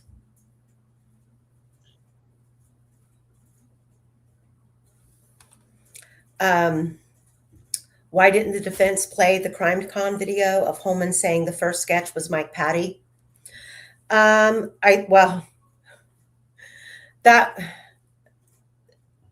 First of all, I highly doubt that Judge Gall would have ever allowed that in. And I think with everything that had transpired in the case up to the beginning of trial, the defense had their hands full. Clearly to the point that there was a lot of things that the defense overlooked, starting with the main objective in this case would be the business videos that they never looked at. Why? Because the state were more than willing to provide us a narrative and shitty ass photos from a camera that we don't even know is calculating the right time of day. They gave us a distorted image of a car that they are trying to say was Rick Allen's. The defense had, they had their hands full. There were so many things that the state did and changed. And then when the defense was kicked off the case, all of the discovery was handed over to a new team of defense attorneys and then given back to the original defense team. And it was all out of order. So the defense had their hands full. So there's a lot of reasons why there were certain things that weren't presented by the defense team. However, the biggest issue is the state never provided us a narrative on how Rick Allen, if it was Rick Allen, like they claim it is, leaving the scene, how he left. Which direction did he go? What cameras did he pass? They never provided that. That's a problem. I'm still upset about Rod talking about the murders being videotaped. Why didn't Ellie obtain a warrant after that conversation? Exactly. And I think that somebody left a comment on that live that we did, or that I did, with where I was cutting up Rocky's wheat dinner, his bird chop. Somebody left a comment questioning with what evidence and what proof or nexus could law enforcement have obtained a warrant for Rod Abrams. Are you kidding me? The fact that he was living in close quarters with a man who claimed he was there and Abby was a pain in the ass and he spit on the girls and he gave her horns, despite the fact that Rod Abrams couldn't keep his story straight as to where he was and when on the 13th and 14th. Him being at the hospital in Muncie, him not being forthcoming about allowing his phone to be looked into, but he was going to be willing to give over a DNA sample. If you can't take that and manipulate it into a probable cause for a search warrant, we've got problems. When we were able to take the bullshit that Liggett gave to the judge to get the search warrant that resulted in the Franks memo coming out, they could get a search warrant for Rick, but not for Rod Abrams. It's bullshit. A searcher seen a man in black on the 14th also, nearest the bridge, end of the trail. I have a whole plethora of information about an individual who came forward publicly who's seen a man exiting at the end of the trails, completely down by the Dairy Queen and Pizza Hut. No one took him serious either.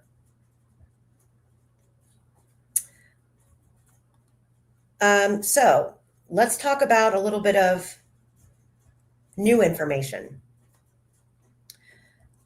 So look at this map. We see Ron Logan's house, where it sits. Clear across the way, like Reese Davis said, I believe I identified a possible fire pit. But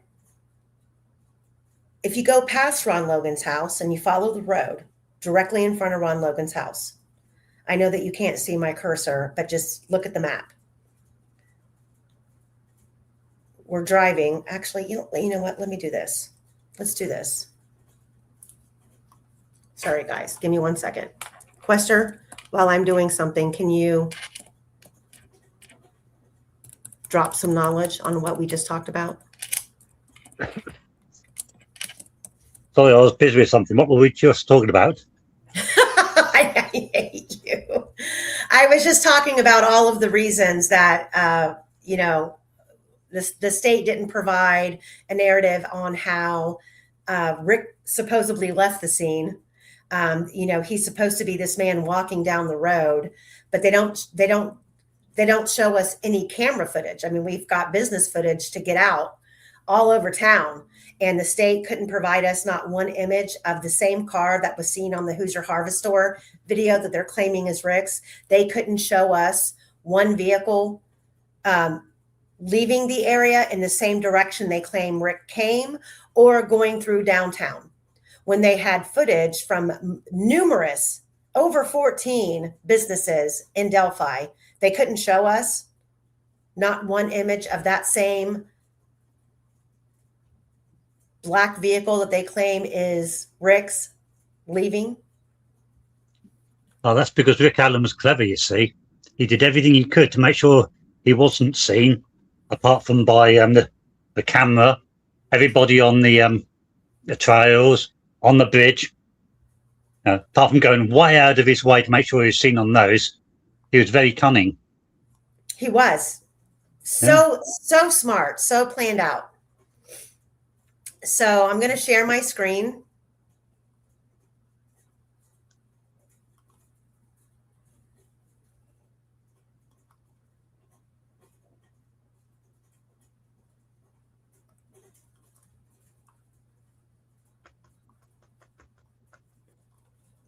One second here.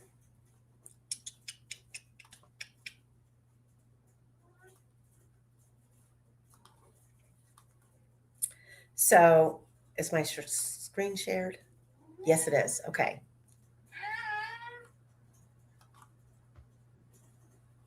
So does everybody see 5717 West 300 North?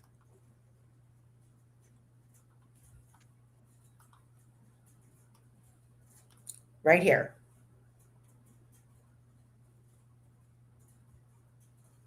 Now let's take off some of the historical imagery. Look at where, just follow along, guys. This is important.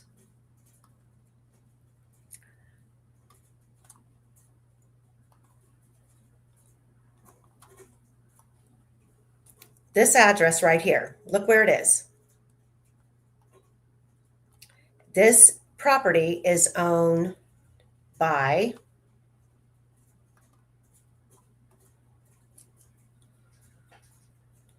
hold on a second.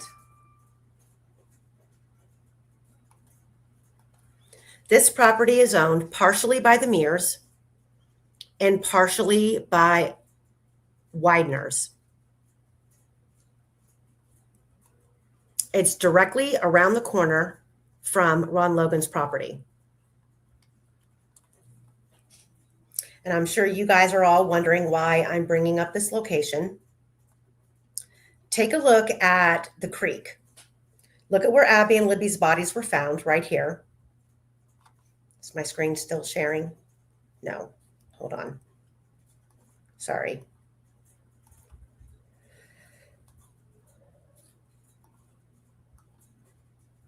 Take a look at where the bodies were found right here. Now we know from the LiDAR maps that we did when with fungi that there is literally a 5 foot that expands roughly to 10 to 15 feet on the LiDAR map that we went over that leads directly from the crime scene up towards Ron Logan's property. And I will depict that for you. Hold on one second.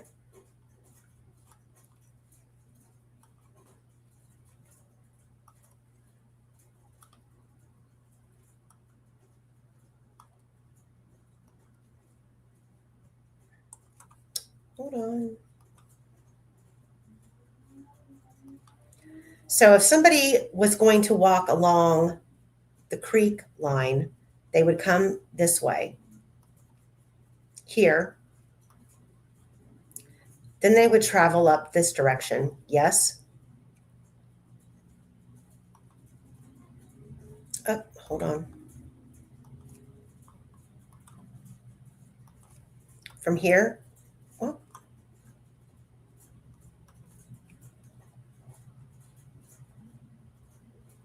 From here to here, even though this only allows me to use a straight line, to here, to here, all the way up.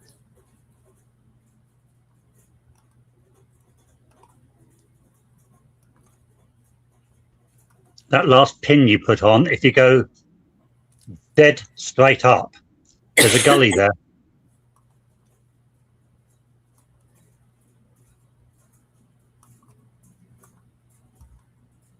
So, oh.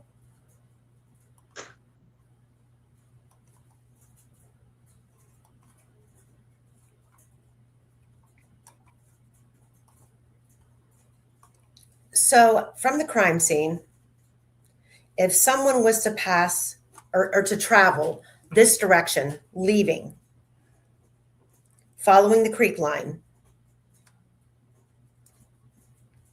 that would be a route that has never been discussed or presented as a route that the killer or killers would have taken. However, it's plausible. And why it's plausible and why it matters is because we have, I'm not going to say a name. Yes, walking.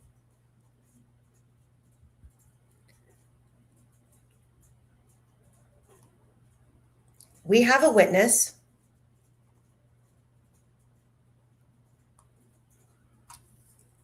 who claims they were in the vicinity of 5717 West 300 North and saw the suspect leaving the wooded area right here at this point on 300 West North, right out in the vicinity of 5717 at 4:30 p.m. This individual claims they saw this individual leaving. And furthermore, they described this individual getting into a tan Chevy Malibu. So my call out to all of you in the community on this case, we need to start looking for an individual associated within the surrounding area who drove a tan colored Chevy Malibu. And I have provided 4 different types of body styles. So we know that this happened February 13th of 2017. So the Chevy Malibu had to be built prior to 2017. So I have gone back to as far as 2008 and provided images of tan Chevy Malibus. So this is a major dagger in the timeline of, one, Betsy Blair not seeing Rick Allen's car at 2:18 when she's leaving the trails. Instead, she sees a white, sharp edge style, older model Comet car. This seems to contradict Sarah Carball's eyewitness testimony that she's seen someone walking down 300 North towards Mears and the CPS building, going in the complete opposite direction of where 5717 was. Her testimony is shattered just on her own words alone, how many times she's seen a muddy guy versus a bloody guy. 4:30, we have now somebody else as a witness. And this report was written by a law enforcement officer who interviewed this individual, which has never been brought forth publicly. never heard this person's name at trial, claiming they witnessed an individual leaving the wooded area right out there in front of 5717 West 300 North at 4:30 and getting in a tan Chevy Malibu.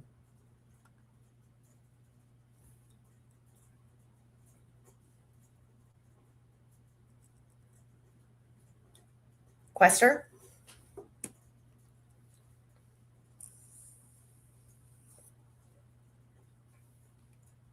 You might be muted.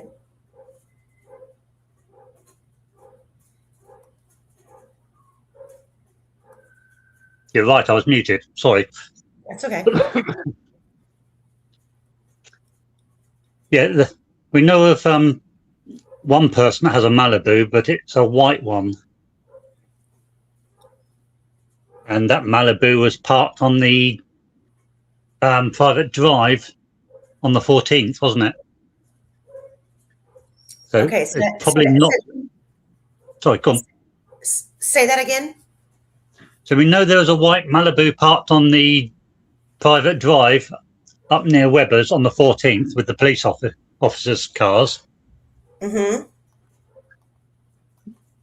But as I say, that's a white one. And we know which family owned that one. I'm going to pull it up.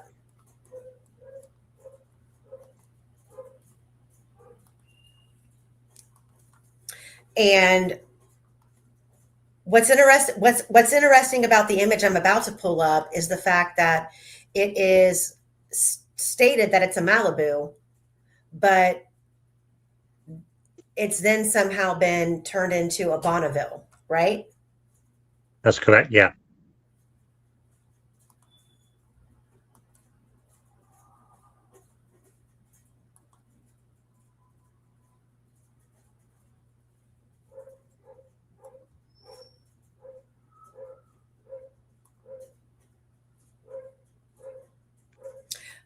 We don't know who has the white Malibu because it went from, in the early stages of the investigation, all of the, discussions online, it was that Kelsey drove a white Malibu. Then it turned into a white Bonneville.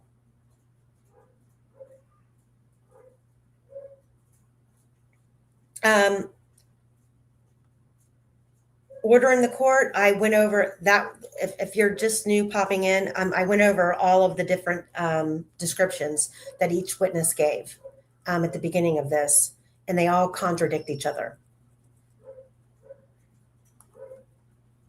So does this car resemble this car? I don't know. I don't think so. But the fact that we have now a location and a time, 5717 West 300 North, which is literally right around the corner from Ron Logan's property. And when you look at Google Earth,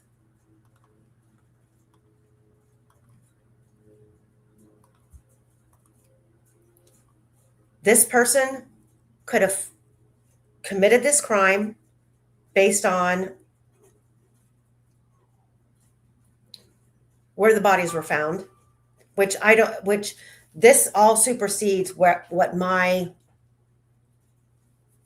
opinion of the crime is, because I don't believe the girls were there at 2:32. I don't believe they were there at 8 o'clock at night. I don't believe they were there at 10 o'clock at night. I don't believe the bodies were returned or brought to this location until well after midnight.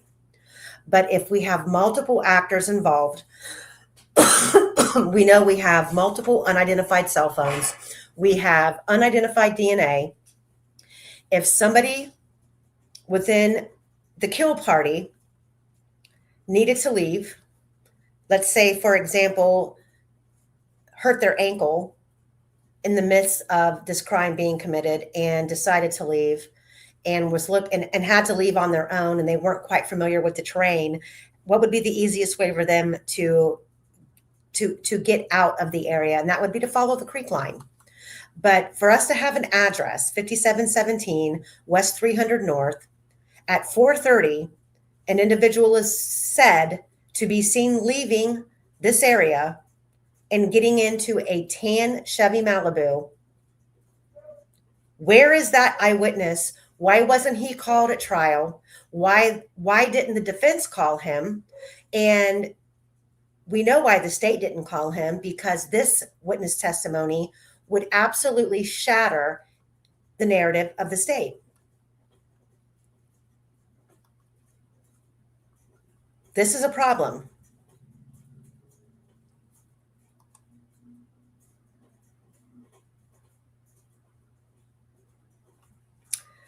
So next up on the arguments, I'm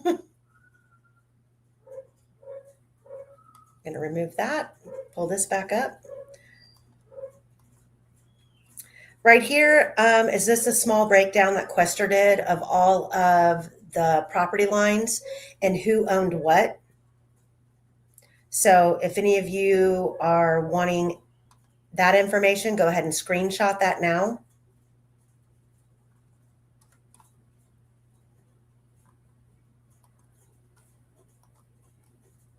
But this is kind of a breakdown of who owns what.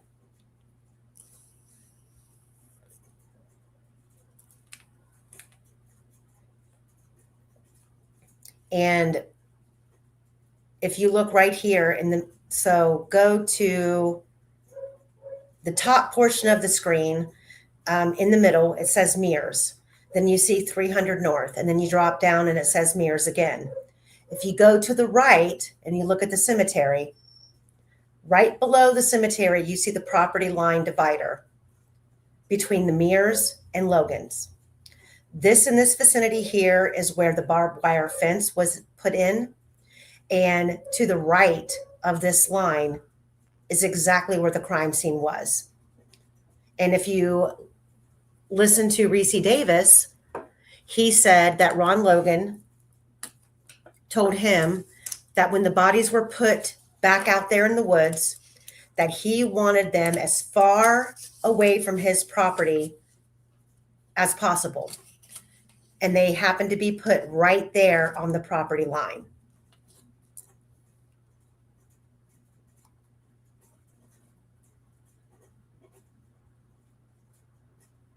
No, they're not long walks, really. And now that we have the information of this new witness, when I go back to Delphi, we will be definitely walking that path to see how we can get to 5717 the quickest and the easiest way. Okay, Quester. So before we do this, let's go here and why it matters. And then we'll go into Quester's presentation. Here's a bombshell that we've just uncovered in Libby's phone extraction. The very top, where it says in yellow with the black writing from Libby's phone extraction, guess what?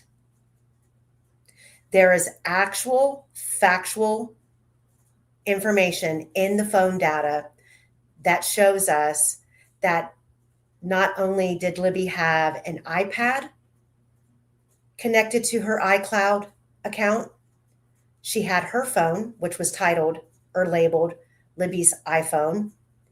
We also have Liberty's iPhone 5S. This grayscaled screenshot is from the phone data. And as Quester and I have been screaming for 25 Vault episodes that there was a secondary phone, here is possibly the proof. And I believe that this secondary phone, Liberty's iPhone 5S, is the phone that Becky Patty astronomically in multiple interviews described as Libby's iPhone rose gold. And I know that there's a discrepancy on whether or not there was an iPhone Gold 5S available. There was. It just wasn't called a rose gold phone. It was called a gold phone. In the image of all of the multiple phones is the very first one shown. I turn the phone sideways to expand it. The iPhone Gold 5S has a white bottom tone, and at the very top where the camera lens is also white. And that matters because we heard rose gold, gold phone for how long that Libby was carrying, but then once we got to trial, it was a space gray phone. We've been showing you images of a phone that we believed was in Abby's pocket on the bridge for I don't know how long. People said there was no proof. Anna even said she didn't have the phone. Yet now we know that Libby, after factory resetting her phone on February 4th, and according to Becky Patty, search the interviews. According to Becky Patty, Libby did a factory reset on February 4th because her phone kept glitching. And when she did a factory reset, she did not reinstall everything that was previously on the phone. Excuse me.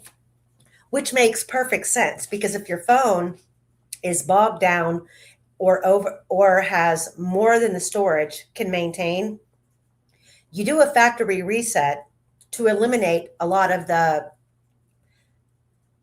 downloads that are bogging your phone down. So you wouldn't do an automatic backup on that phone. You would then manually upload back to the phone only the things that you intended to use. So between February 4th and February 13th, Libby was adding manually things that she wanted added to her phone. Can I say emphatically that this iPhone 5 wasn't automatically reloaded to the syncing of her phone? No, I cannot. But if she didn't do a factory reset and then a backup, wouldn't this iPhone 5S have to be manually synced back to the phone? And why would she do that? My guess is because her best friend. Amy, Yes. It can sync back if you put the two phones close to each other. They've got a nasty habit of doing that. The iPhones, if they've been synced and you haven't broken them apart, then if you put them, say you put them in the same drawer, they're synced together again. So and that makes it even worse, or more compelling, in regards to why we are seeing two phones on the found phone. If there was a factory reset on the 4th, I would suggest it could be highly argued that this iPhone 5S that either could have been brought into the vicinity of the 6S and it just sync, or it was manually re-added to that phone because somebody was using the 5S. The 5S was a way older model phone. And what better phone for Abby to play with when she was in the Becky Patty household, or running around with her friends at school, or running around after school with the phone that she wasn't supposed to have. To me, this is credibility to the argument that we've been raising for a long time, that there were two phones being used. Now, to go back through all of the filings and to see within all of the discovery transfers, can we find an unidentified 5S that the state claims they had in their possession without a name, without any information on its extraction? And furthermore, here we have, from years prior, clearly, because Libby looks like she's about 9 or 10 years old here, maybe 11, with Becky Patty in the forefront. Libby holding up a rose iPhone 5S, or a gold colored iPhone 5S. Amy, Yes. the i6 came out in 2014. So the maximum age that a photograph of that camera could be in 2017 would be 3 if it was bought brand new. Mm-hmm. So the 5S would have been the 5S. I mean, I'm assuming. I mean, I don't know what age Libby is in this photograph, but would this have been a hand-me-down phone or a refurbished phone that she's holding in her hand here on the stairwell? I would have thought it more likely that it's not a brand new one. Yeah, the iPhone S could just be a leftover device registered with iCloud, but based on it could be, but based on the fact that the phone was factory reset, there would have to be a reason why this particular phone would have been synced with Libby's current phone. But if she was using the 5S before, and then she transferred to the 6 and didn't bother to take the 5S off, it would still be sitting on her account, the 5S. Sees Through wants to know, why would they hide the fact, though? Why would they hide the fact? That goes back to all of the issues that we've been speculating on and the arguments that we're raising, that there were 2 phones out there that day, and the GPS and all of the phone data within the extraction that makes the phone data extraction a mess is because we had 2 phones reporting information, and it wasn't reporting all the information from each phone individually all together. It was, they were interfering, and like we go back to our initial statement where Quester presented a cloned phone. One phone is piggybacking on another, and it's sharing information, but it's not sharing 100% of the information. That could very well explain why we have all of these inconsistencies in the phone data. This right here is proof.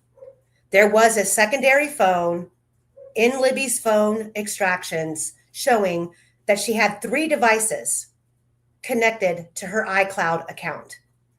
What these 3 devices were contributing, we don't know fully. But guess who could tell us? A forensic phone expert. This could be a nothing burger, or this could be big time problems for the state.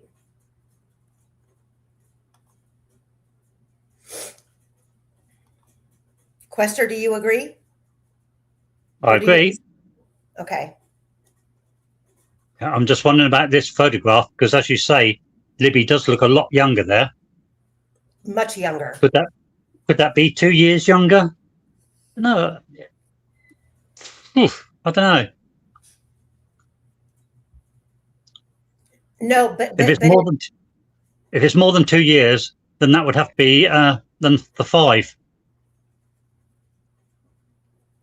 And where did that phone go? Because this is the phone shortly after the murders. I mean, where are we getting an iPhone rose gold from? It's because Becky Patty said it numerous times. Becky Patty said Libby had an iPhone rose gold. She never nailed down what year it was. Was it a 5S or a 6? No, she didn't define it. But it was a gold iPhone that Libby was supposed to have. That's why so many people were up in arms once we got to trial, and the phone found with the Harry Potter Gryffindor case was such a controversial issue, it's because that wasn't the type of phone that we were told Libby was carrying. But it does prove that in that household, there were extra phones. Why would an adult like Mike Patty or Becky Patty want Libby to sync this gold phone 5S to her personal account?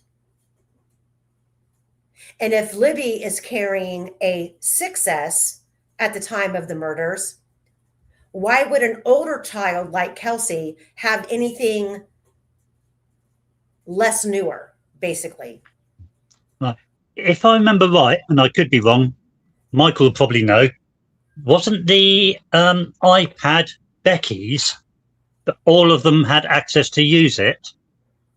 And if that is correct, then that iPad would have access to all their accounts, wouldn't it? It would. And that was one of the first devices that law enforcement wanted to look at, was the iPad, because it was synced with the phone. It was synced with the phone. And then the bigger question is, was it synced with the 5S? Therefore, we've got 3 devices sharing information, and I can't say 100% how that would affect the phone extractions, but the argument should have been raised at trial that we had 3 devices sharing the same cloud account. How or if could one or the other affect the extraction? Well, the short answer is yes, it could. Data from one could be on the other phone because they would be sharing information. Yes. So there's that. Now we're going to move on to, hold on a second. Dun, dun, dun, dun, dun, dun. Hold on one second. I'm missing one of your. Before you go on to that one, go back to that picture you had where you had the phones listed. Okay. Remember the one where you had the iPad and the 2 phones listed?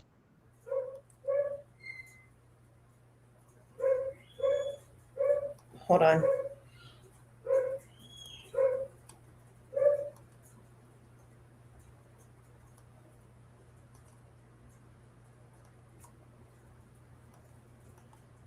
Here. That's it. Yeah. If you look to the column on the right, you see those 5-digit numbers? Yeah? Yeah. 31180, 31182, 31184. Those are row ID numbers. ROWID.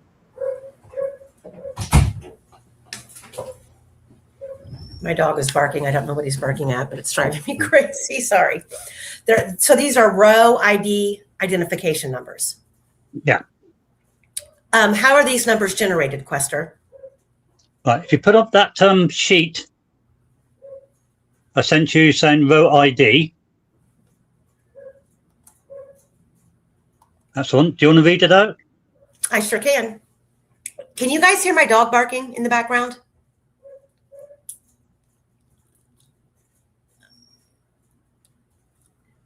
Okay, now he stopped. Okay, definition of row ID. Row ID is a unique identifier assigned to each message record in a database, particularly in systems like SQLite used by iPhones. It indicates the physical location of that record within the database. The purpose for the row ID in a phone extraction is tracking messages. Row ID helps in tracking messages by providing a unique reference for each message.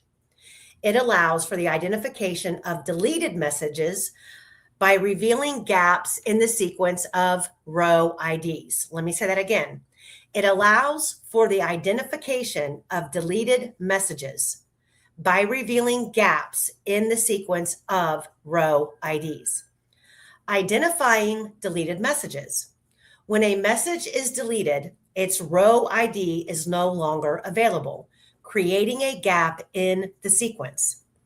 This gap can be analyzed to determine which messages were deleted and when they were sent or received. Example of a row ID usage. In a SQLite database, the row ID is sequential. The oldest message has the lowest row ID. The most recent message has the highest row ID. This sequential nature allows forensic analysis to reconstruct the timeline of messages, including identifying deleted ones based on the absence of certain row IDs. Now, before I go further, let's go back and take a look at the row IDs here from the Libby's phone extraction. The oldest number is 31180. That was because the iPad came first. Then Liberty's iPhone came next. But we're missing something that was added in between because we go from 31180 to 31182. Then we have 2 spots empty because we go from 31182 to re-adding the event of the iPhone 5S, 31184. So that means the 5S was reloaded or synced to the phone data after Libby's original phone that was supposedly found at the crime scene was re-added after the phone factory reset. It also means there's 2 row ID numbers missing. Correct. There's 1 missing in between the 180 and the 182, and there's 2 missing between the 182 and the 184. So now I'm going to go back and finish reading about row ID. And it says, how does row ID help in tracking deleted messages in a phone extraction? The row ID is a unique identifier used in databases that can help track records, including deleted messages by providing a way to reference specific entries even after they are marked as deleted. This allows forensic investigators to recover and analyze data that may not be visible through standard user interfaces. What are the implications of row ID gaps in message databases? Row ID gaps in message databases can lead to ineffective and potential data retrieval issues, as they may indicate deleted or moved rows, which can complicate the management of data integrity and consistency. Additionally, relying on rows IDs for updates or queries can result in errors if the row ID has changed due to row movement or deletion. What are alternative methods for identifying message records in phones extractions?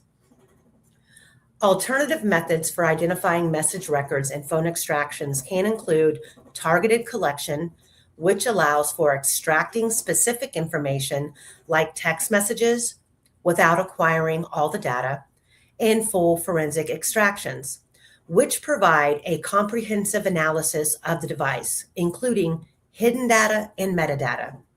In summary, row ID is crucial for managing and analyzing message data in phone extractions, particularly for forensic purposes.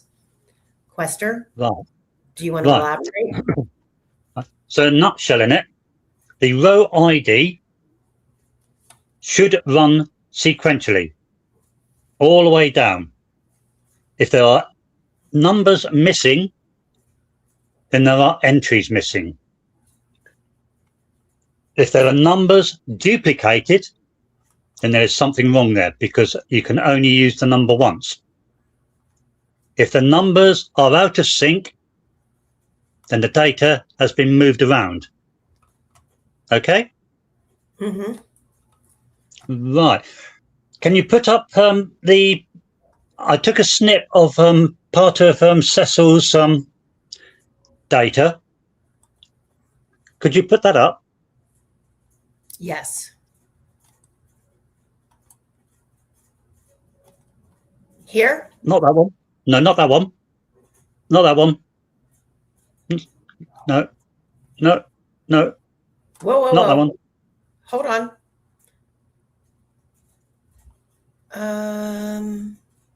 Hold on. I might have to pull it back in. I thought I had it. Hold on.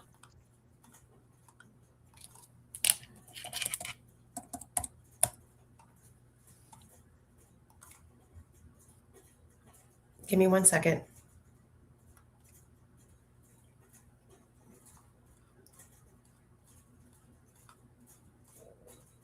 So one with knowledge C all the way down on the left. Okay, got it.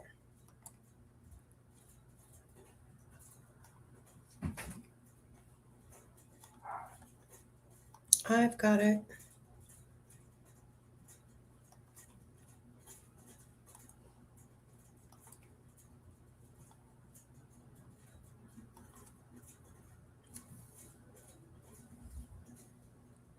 This one? That's the one. Okay. Break it down. Right. The second column is the row ID.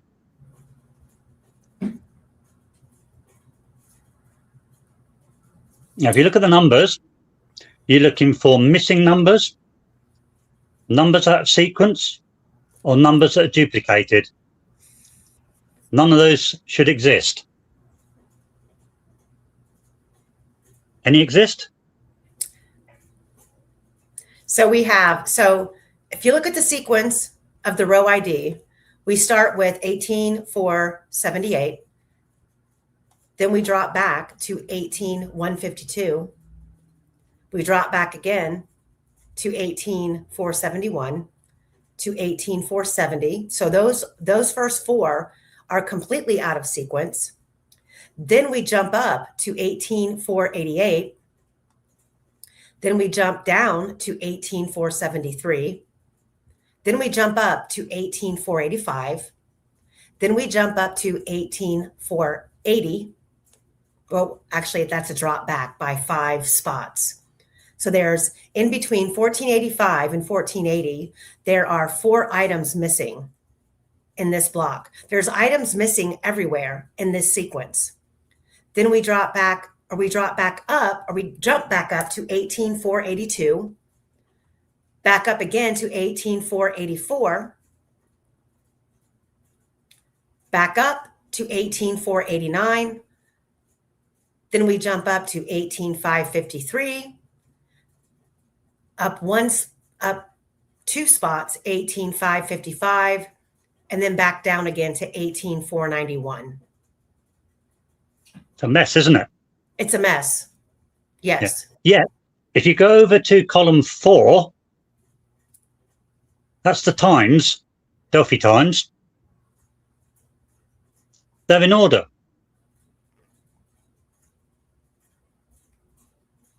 Explain that.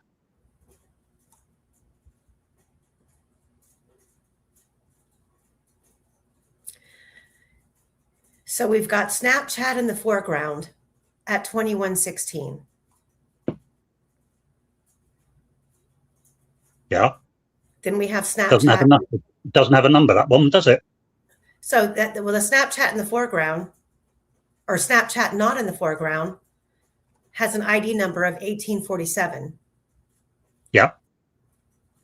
But then the Snapchat app in the foreground is missing a number. Interesting. Then we have Snapchat not in the foreground with a row ID number of 18473. And then we jump all the way to a phone lock at 18485. Again, Snapchat app in the foreground. We're missing again down here at the bottom a complete row ID number. And we jump from 18484 to 18489. So there's numerous numbers, at least 5 events in the phone data that's missing in between these two row ID numbers. Yeah. So let's go to chat and see what they say. Michael Osbridge said, there's no way of knowing what the missing ones are. Totally agree. He's right. Yeah. You can't even guess. Same with those ones for the 3 phones. You can't guess what's missing from in between them. It might be a phone. It might be something. But with that list of those phones, they start with a 3. So they're well after all of these, their row ID, which again is odd. So Rizzo in chat, we've talked about this before. The headset jack wasn't used for a headset to silence. It was used for tethering. Turk says, what is tethering? Quester? My understanding of it, and again, I admit I am not a phone tech, but my understanding of tethering is to join 2 devices so that you can pass data across. That's what my understanding of it is. Mm-hmm. And so I'm going to drop back down in chat because Rizzo comes back with that same exact answer. Tethering is to transfer data. Yeah. Theoretically, I would say it is possible to transfer data from the phone via that socket to a device. So when all of these anomalies that we're talking about, that we're pointing out, lead to answering the questions that we've been raising about the phone data and the girls actually arriving on the trails, taking the 205 photo, the missing 207 photo, and the bridge guy video, which all of these things are in question, and we don't know. And up until dissecting the data, we don't know why. And we're not experts. We're trying to poke holes.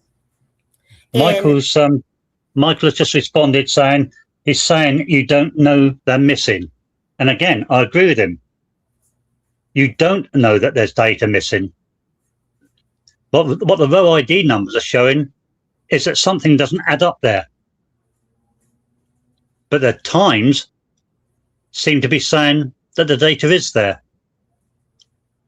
So those 2 columns are contradicting each other, and you don't know what's missing if something is.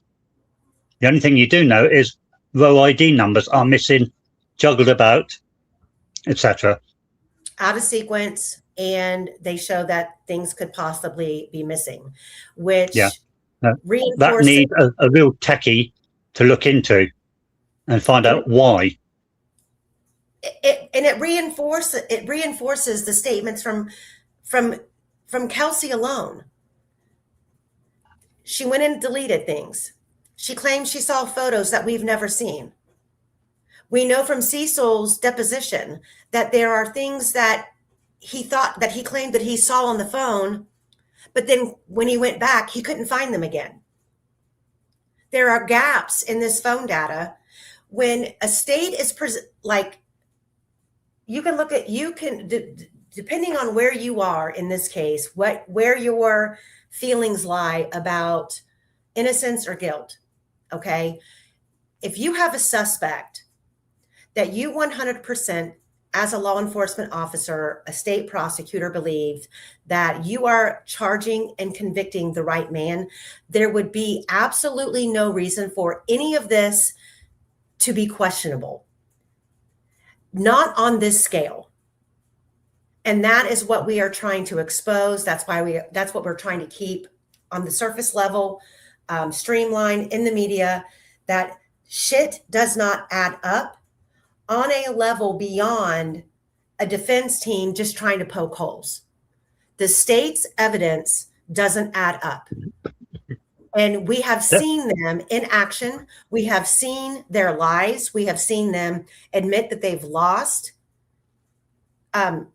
parts of this investigation. They have hidden interviews. Let's start with Professor Turco. Let's talk about all of the depositions between Cecil and Jerry Holman alone, where information came out that was exculpatory to Rick. And for whatever reason, that was not put front and center at trial by the defense team. It all needs to come out. Yeah. Michael asked, what's the first number? 31180. Yes, it was on that that list of phones. And Candy asks, then it goes down. No, numbers should go up. The numbers, yes, it should be in sequence from lower going up. Every event accumulates a new number, like 1, 2, 3, 4, 5, 6, 7, 8. You can see just from this small little example that we're showing, the numbers are garbled. 478 to 152. I would add that the whole of his sheets are like this. It's not just this little section. I just snipped this lot just to show what we're talking about, but the whole lot is jumbled. It's a mess than those row ID numbers are. So yes, Michelle M. They increase in numbers. They go up. They should absolutely go up. Yeah. Let me see here. And just to clarify, if, for instance, you destroyed row 18485, you should not then be able to create a new 18485. It'll take the next number in sequence for the next thing. 18485 as a number would be gone forever.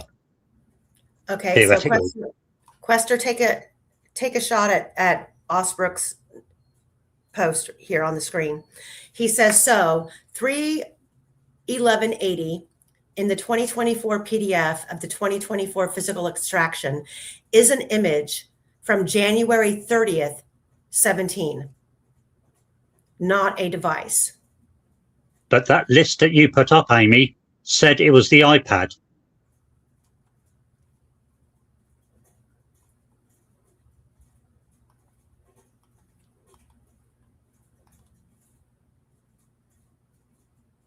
Yeah. iPad device name, iCloud devices, 31180. It doesn't mention a photograph or anything.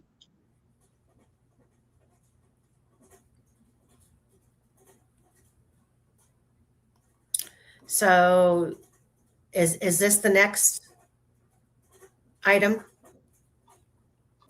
Those are the thumbnails that, again, Michael supplied. Thank you, Michael. And Michael just said he doesn't think the left-hand numbers are row IDs. The numbers 24, 25, 26 are not. You're correct. It's the 31180 that would appear to be row IDs, 5-figure numbers. But of course, they may not be.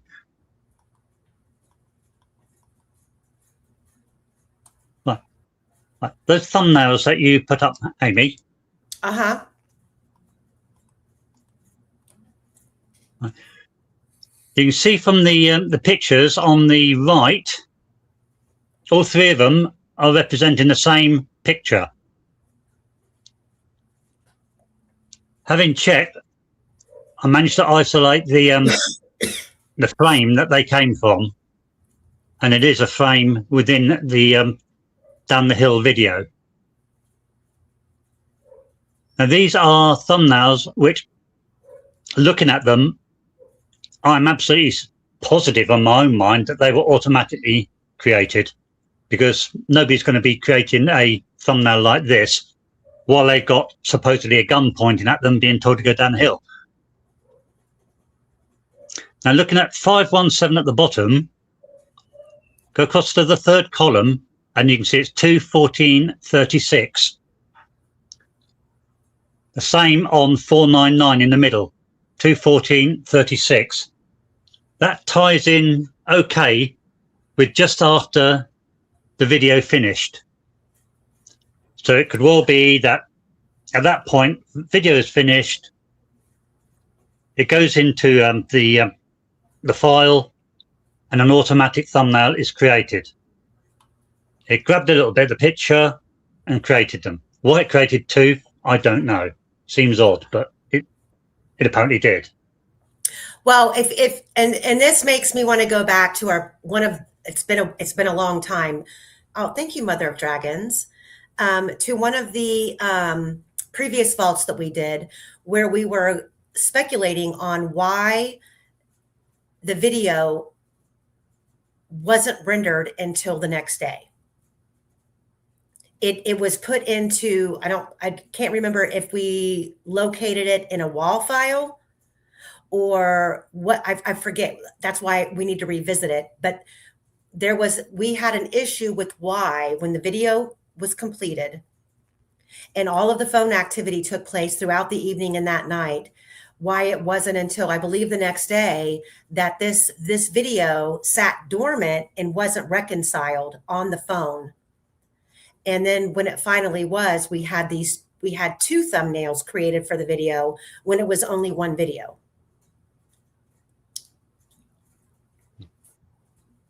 Right. Looking at the top one, 498. The picture says it's the same picture. Although, as you probably noticed, all of them are using different formats for some reason.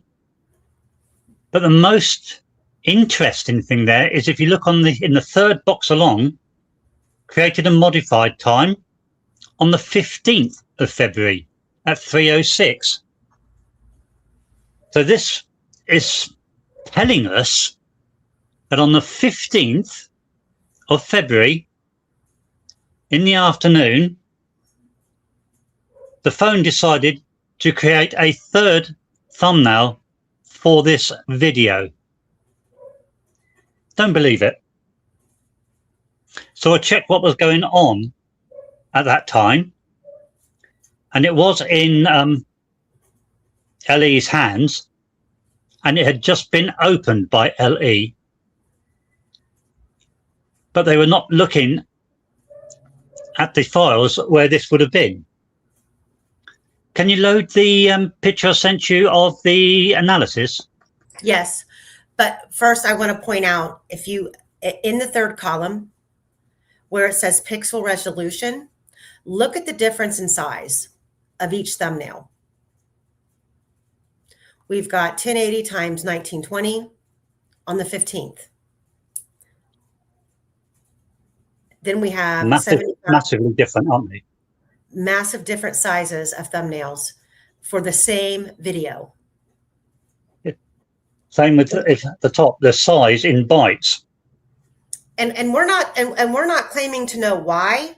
We're just pointing out the anomalies in the data. Like these things need to be explained. These are things that a defense expert can absolutely attack. And if it ends up being a nothing burger, then okay. But at this point in time, Rick Allen needs every ounce of help he can get to prove that all of these things that we're going off the checklist and we're checking off the boxes of things that don't add up and don't make sense. These are things that can be attacked. And eventually, I can't imagine in all of the hundreds of things that we've gone over, we can't find at least 20 or 30 that support what we've been saying. So I'll go to the next.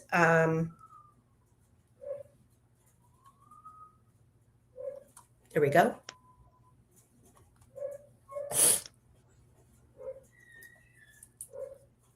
So again, we have up here in the top left corner, all three thumbnails that were created. And Quester has underlined in green the size of each file and how they're different. So we have three different thumbnails for one video, and we have three different sizes for one video. And then we have two different dates for when the video thumbnail was created. Down here at the bottom is another block of the knowledge C out of sequence files. Cecil's data note that the row IDs are out of sequence and many numbers don't exist. This is prevalent in his data, but row IDs are created sequentially. Missing row IDs indicate missing data. Out of sequence row IDs indicates events have been moved. Note also that none of the thumbnails 498, 499, or 517 are in Cecil's list. That's a problem. A video that was used to claim that the man in the video was Rick Allen those items weren't even listed in Cecil's report. So a 15th February thumbnail was created right before a thumbnail was created on the 13th. Let me say that again. So a 15th February thumbnail was created before a thumbnail was created on the 13th. How can you explain that? So not only are we dealing with row ID numbers out of sequence and missing, we now have a thumbnail created prior to when it even should have been created. On the 15th, the thumbnail was created right before the 13th thumbnail was created. So I'm going to try to explain it the best that I can. So the phone is found. On that. Yeah. So this is what I'm thinking. And this could be the easiest explanation possible, which could make that whole sentence irrelevant, or it could be implosive. So they find the phone under Abby. The phone is should have been dead. I mean, the phone went on for hours and hours and hours and hours with the most minimal amount of charge possible, with extreme activity in the front ground and the foreground, phone calls coming in, text messages coming in, iMessages being sent, and the screen being on, the screen being off. All of that drains a battery. So you've got this video, and if I remember correctly, a while back in one of our previous vaults, we focused on why this video didn't render. There was plenty of time from when the video ended, throughout the evening, throughout past midnight, all the way until 4:32 in the morning, when we have this implosive amount of activity that comes into the phone. During none of those hours was the BG video actually rendered and finalized. It was in like a temporary folder. So that means that when law enforcement became in custody of the phone and they take it back to the law enforcement department, they plug it in, they turn it on. Would you not think that everything's sitting, waiting in line to finalize and be directed to the correct folder file in the phone, that it would be earliest to latest, which means the thumbnails that should have been created on the 13th would have come first. However, what we're seeing is these thumbnails were rendered completely out of sequence.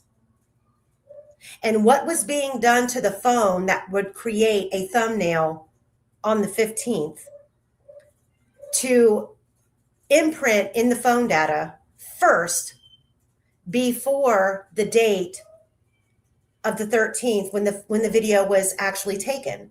It just completely it's mind-boggling. And we don't know the answer, but we're pointing out there's a problem. All the thumbnails look identical. They appear to be a partial snip from a down the hill video frame.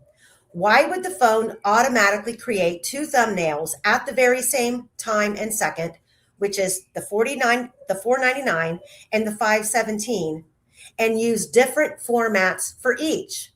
Why? 488 is clearly out of time sequence. So how did it get the number 498? if 499 and 517 were created at the very same second, so why is there a large gap in the numbering?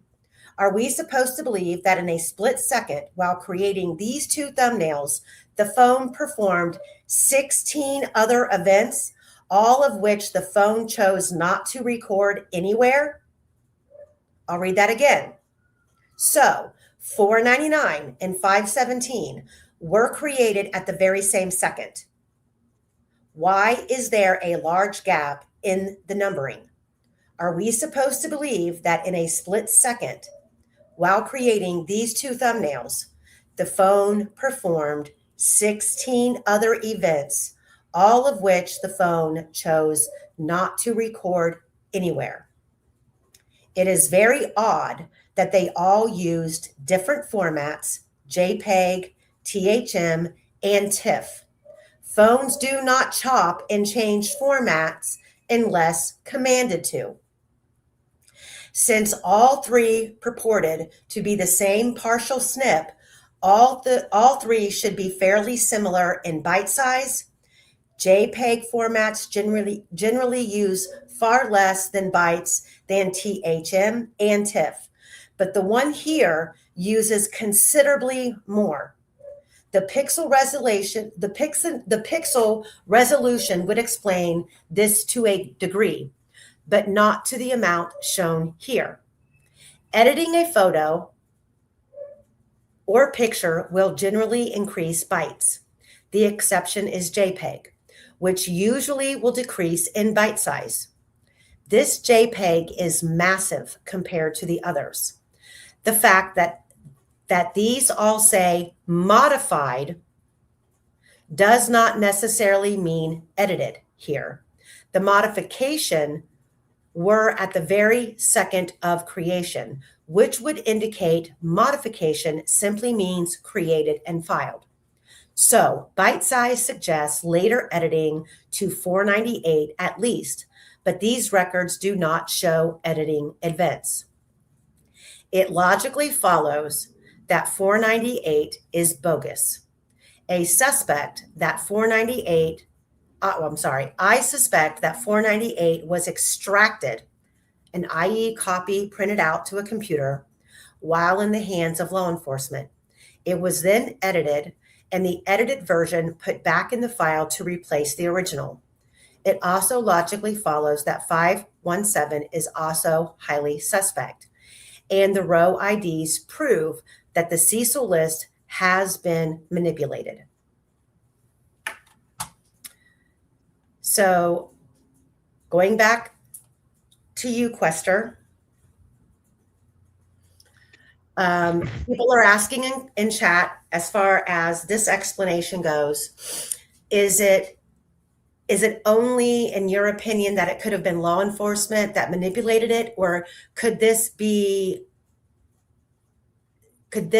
information be affected because you have someone going into the iPad or the actual account of the phone, for example, the iCloud, and deleting things?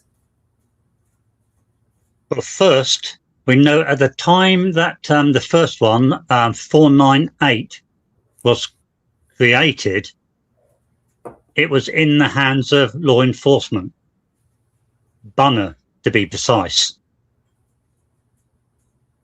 There's nothing I can see in the data that we've been given so far showing that Bunner did anything. It is possible, I suppose, that somebody altered data on the account and it transferred over. But to be honest, I don't think that's likely here. So let me ask you this. So if the phone is being manipulated by an outside source, AKA, bear in mind, by manipulated, I don't mean criminally. Manipulated could mean criminally, or it could be just like you manipulate your muscle when it hurts. You know, that sort of thing, manipulating it, moving it, using it, that sort of stuff. It could be genuine manipulation, or it could be skullduggery. I don't know. So let's pretend the phone and I believe, and the only word that I can think of to describe the phone, being, and this is going off the state's narrative, the phone was found under Abby with a shoe on top of it, under a dead body, almost depleted of a charge. The phone had an abundance amount of activity in the background going on.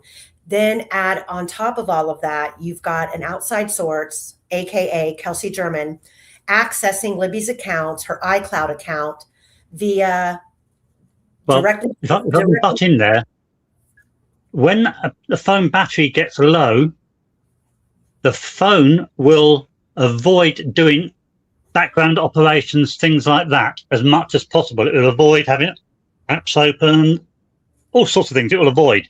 It's like it's going into survival mode.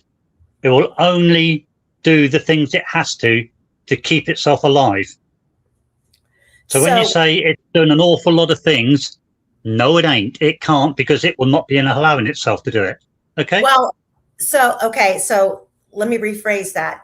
These Sure. are things that are being put on deck for the phone to complete once the phone is revived with a decent amount of charge. So you've got all of these things that are taking place on the phone, and I say taking place on the phone. It's going on in the background. We know the phone was being texted. We know iMessages were coming in. The phone was being called. Everything that transpired on the phone after 2:32, either it's all stacking up, waiting for it to energize. Right. Yeah. Everything was stacking up in the phone, and once the phone was recovered by, and that includes somebody, aka Kelsey German, going in and manipulating apps by deleting different things, accessing different apps, whether it be directly through the app or through the iCloud. That could have manipulated things that were going on in the background and still being held in a holding file, to where when the phone was obtained by law enforcement and then taken in and the phone's plugged in and charged up. I believe yes, but again, I'm not a. Let me ask you. believe yes, it could do that, but again, remember, I'm not a phone expert, so I'm only working on what I've learned, etc., and what I've been told by experts.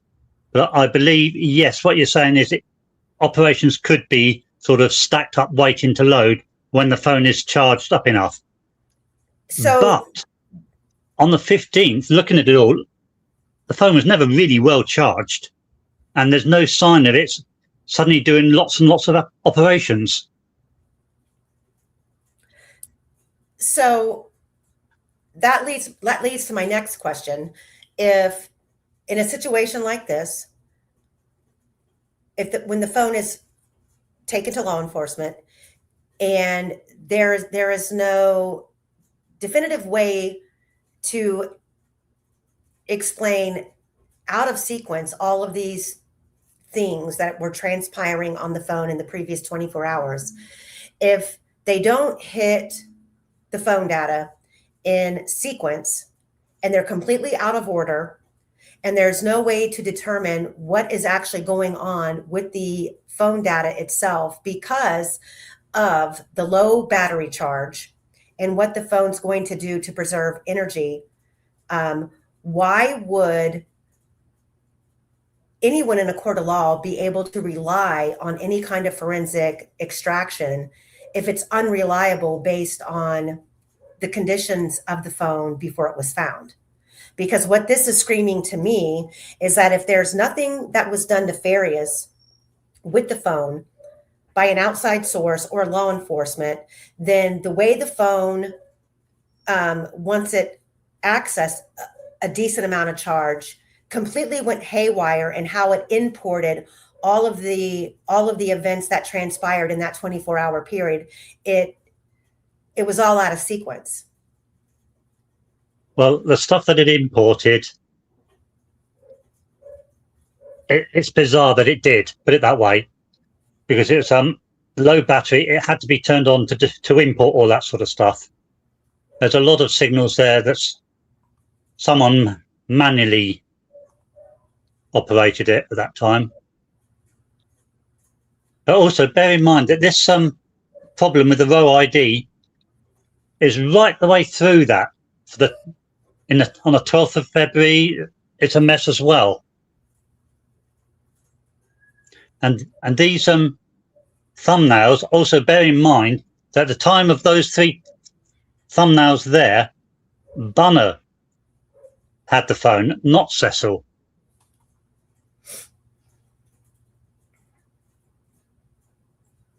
So if you're going to say this is nefarious manipulation, you're basically saying they were both doing it. Is that likely? I mean, it's up for grabs. It could be very likely. It just means that there are problems with the extraction that the state provided. And it's going to take a defense expert or an independent. I mean, I would even support an independent forensic phone expert to review all of the extractions that have been done on this phone in their entirety and tell us what they see.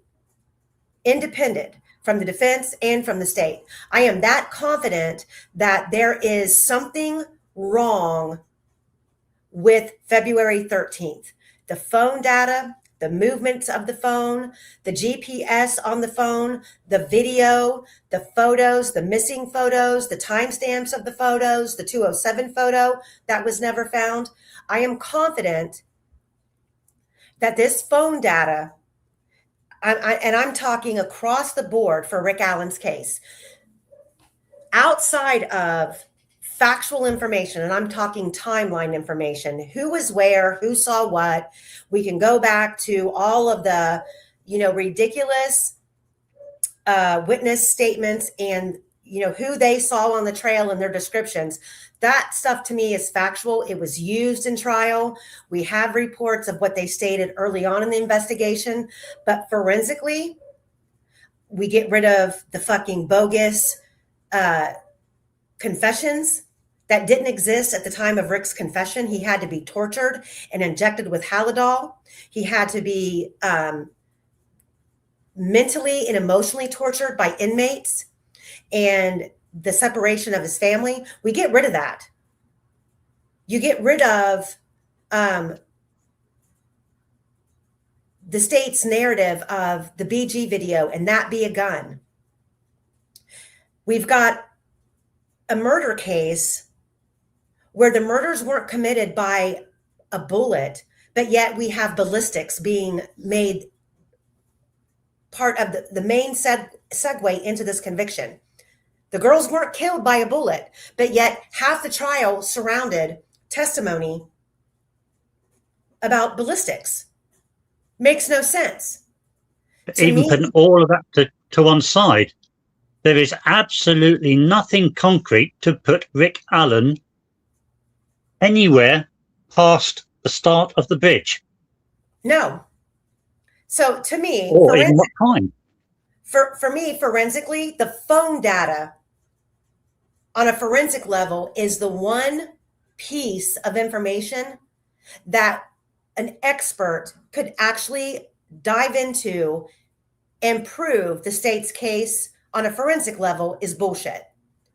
Not buying I'm not dealing with the confessions. I'm not dealing with the ballistics, because I think those two areas of this case are emphatically bullshit.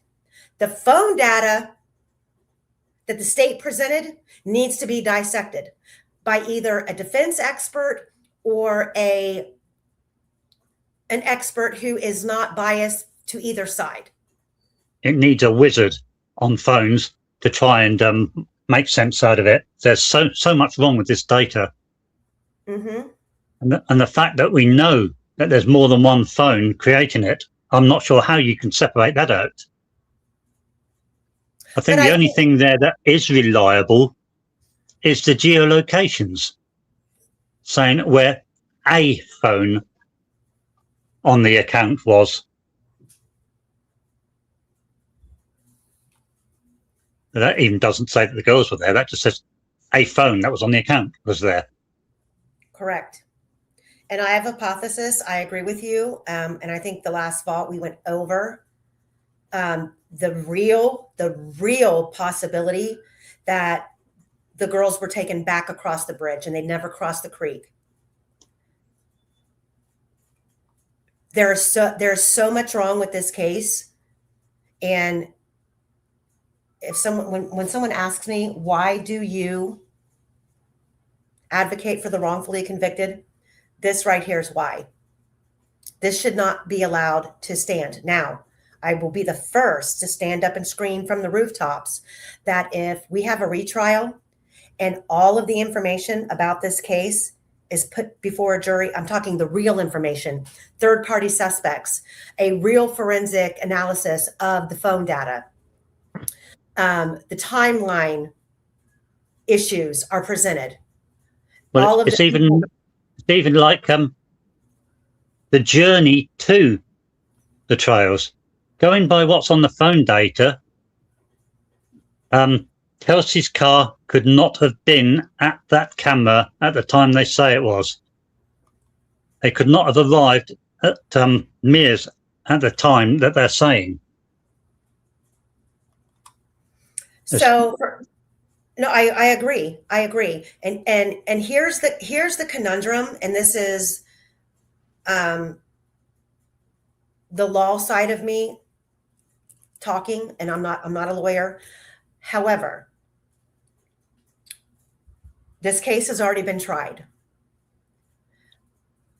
We already have a conviction, which is the worst case scenario possible. For everybody in chat, I love you all. I love this community. I look forward to every time we do a Delphi live. I love all of you. And I respect all of your opinions and why you feel the way that you do. However, going forward, unless Rick Allen gets a new trial, we are stuck with the record. And the record is everything pre-trial and what happened at trial. In post-conviction relief, we can introduce new things. But for now, we are stuck with the state's narrative and how we combat that. So I don't want any of you guys in chat to think that I'm disregarding your opinions or the information that you feel, takes you over the middle balance to believe that the girls weren't even there on the 13th and the crime happened on the 12th. As of right now,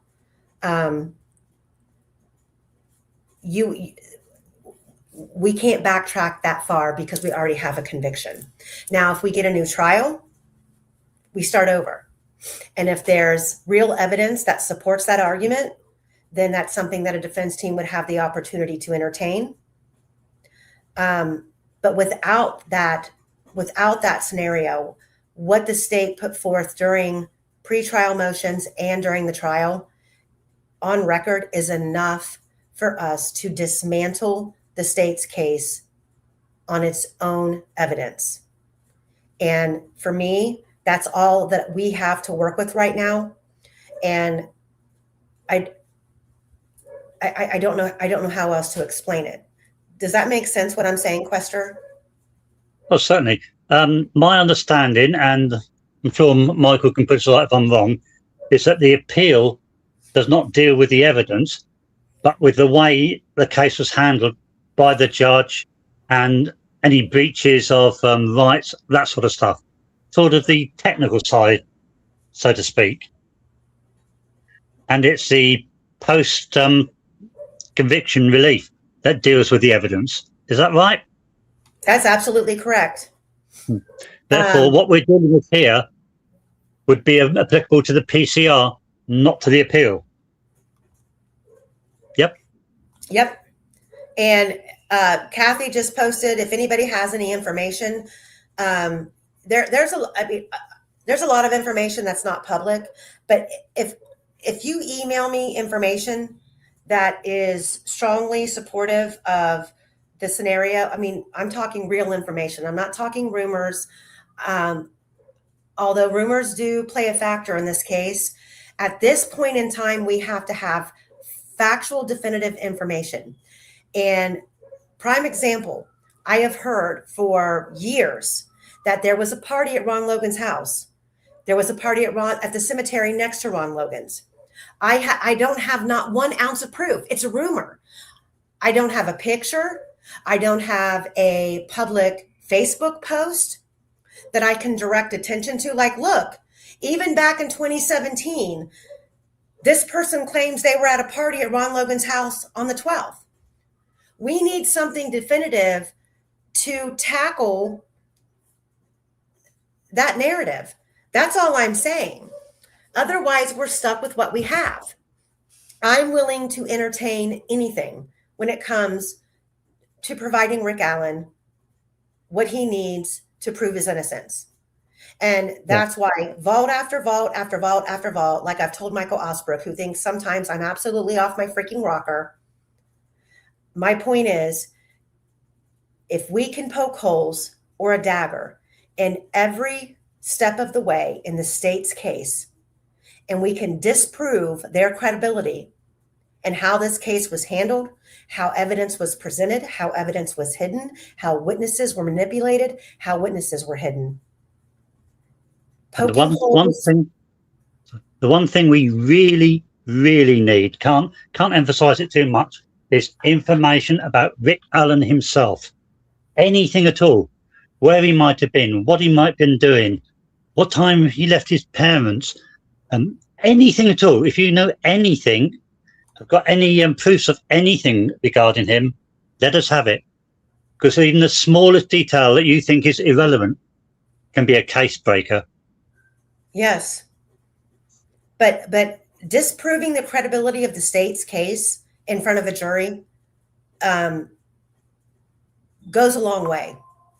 And if you go back to the murder shit's very first interview with the juror who came out and spoke, the main thing that stuck out to me from her interview was her statement, well, who else was there? Nobody. Only Rick Allen was there. Who else could it be? That alone screams the jury didn't hear the truth, because there was a shit ton of people out there that day. A shit ton. Including a lot of other people who are wearing the same clothes as BG. Mm-hmm. Candy says, the rumors of the girls being filmed during murder has come up more than once. That's an answer I believe we are unfortunately going to find out more about. That's scary. But it's always been in the back. I think it's always been in the back of all of our minds. Was this a snuff film? Were there photographs taken? Was it videotaped? And I'm sorry, but when you listen to Rod Abrams' interview, and I think a lot, if you go back and listen to it very closely and you put on closed captions, some people were saying, who's D? When he says, D said one girl was made to videotape the other girl being murdered, a lot of people mistook his word as they, as if he's implicating the news media as being the ones to report that information. He didn't say they. He said D. And then later in the conversation, he refers to D as a he. He said, go back and listen. It wasn't they, as in, because he has somewhat of a lisp and he's trying to say they, as in the news media. He says D. Then he refers to D as a he. Told him that one girl was made to videotape the other girl being murdered. If that is not a nexus, and that didn't allow law enforcement enough probable cause to obtain a search warrant, not only for his phone, but for the camper that him and Elvis shared, what does? What does? What? Where's your probable cause? Well, Big J, you're absolutely right. It very well could have been videoed with one of Abby's devices and Kelsey erased it. That I don't know, but it absolutely means there could have been a second device out there, like we have been saying all along. They aren't answering their phones. The girls aren't answering their phones. Becky Patty talking to Kelsey. She's not answering your phone. Becky Patty talking to Mike Patty. She's not answering your phone.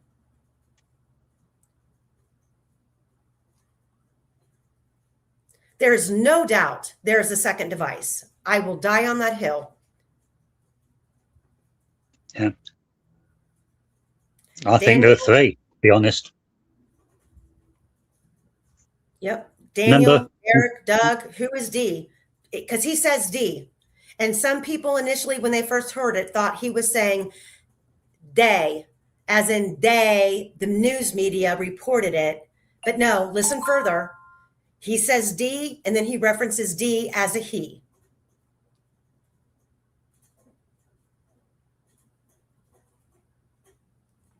If it was a snuff, I would have thought by now it would have been out there and somebody would have found it. But then there are other things like it could be, I don't know.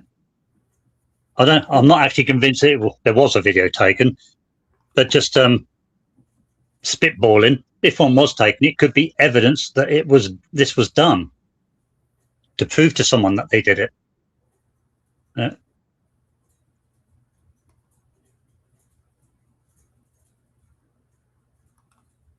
Yes, there was mention of tripod markings there, and also remember back a few lives back, we were talking about at the end of the bridge, the south end of the bridge, and it looked like one of them had one of those sticks that you mount a camera on. So yeah, there could have been video. I'm not convinced of it, but it could. Yeah. I agree. And I want to attribute the first half of this live, the attacking the witnesses' statements. I had a lot of communication yesterday with Skip. Skip. You guys know who Skip is. Skip is at the moment highly reluctant to come back on a live. And I hope he listens to this because he feels that a lot of people discredit him just because he's not of law enforcement or because for years he has imposed his theory and it's never been taken serious. What I want to say in response to the way that Skip feels right now is that after spending over a year investigating every aspect of this case, everything, in my opinion, has circled back around right back to what Skip presented early on in this case. And well, if you look, what we're presenting and what Ivor Poffis has been presenting and what Skip was presenting, they're on the same track, aren't they? Yes, it is, and it's not because we intended it for it. We didn't intend it for it to go there. It's where everything that we've gone through with a fine-tooth comb, it's how it's all circled back. And if you guys remember, 2 years ago, I wasn't willing to commit one way or the other about Rick Allen's innocent or guilt. I just felt, and I knew he didn't have a fair trial, which is why I wanted to cover the case on the channel. But since then, I am more than willing to commit to his innocence based on everything that we've reviewed, gone over, dissected, presented, gone back, represented, having to error correct, misstatements, misinformation that we put out because we are limited with what we have access to. And because we're dealing with technology that is outdated, we've learned throughout our research how what we said today, when we look at it under a different microscope, oh, it actually could be this. We've been very, very forthcoming and very transparent on where we've found errors in our research, and we've corrected them. And everything leads back to the beginning of this case and the initial rumors. And I put full faith and confidence in the statements and rumors and Facebook and social media posts that were put forth in the early days and hours and weeks of this case. Why? Because no one at that time knew where this case was going. Those questions, those accusations, comments and social media posts about pictures being online that were deleted, multiple individuals being on the bridge. The 207 photo from day one was questioned by everybody in its authenticity. And when we get to trial, we find out all of those rumors had base. They had factual bases.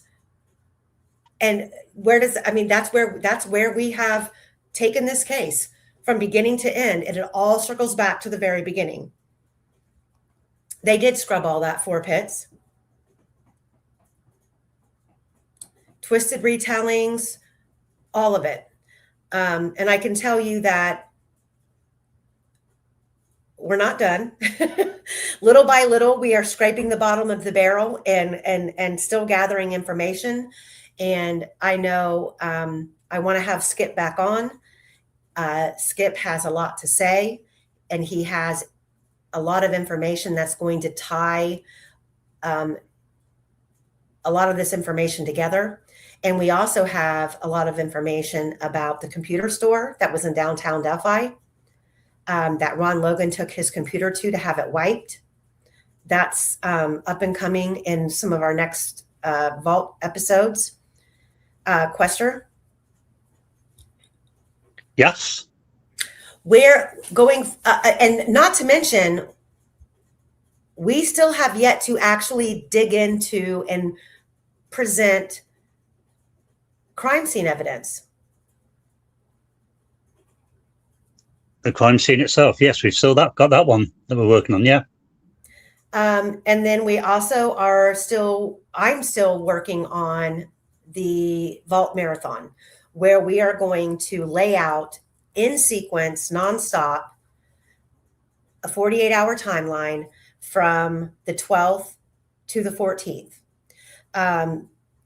Most of the timeline is already mapped out. I'm now pulling in and adding all of the reinforcement data to back up the timeline.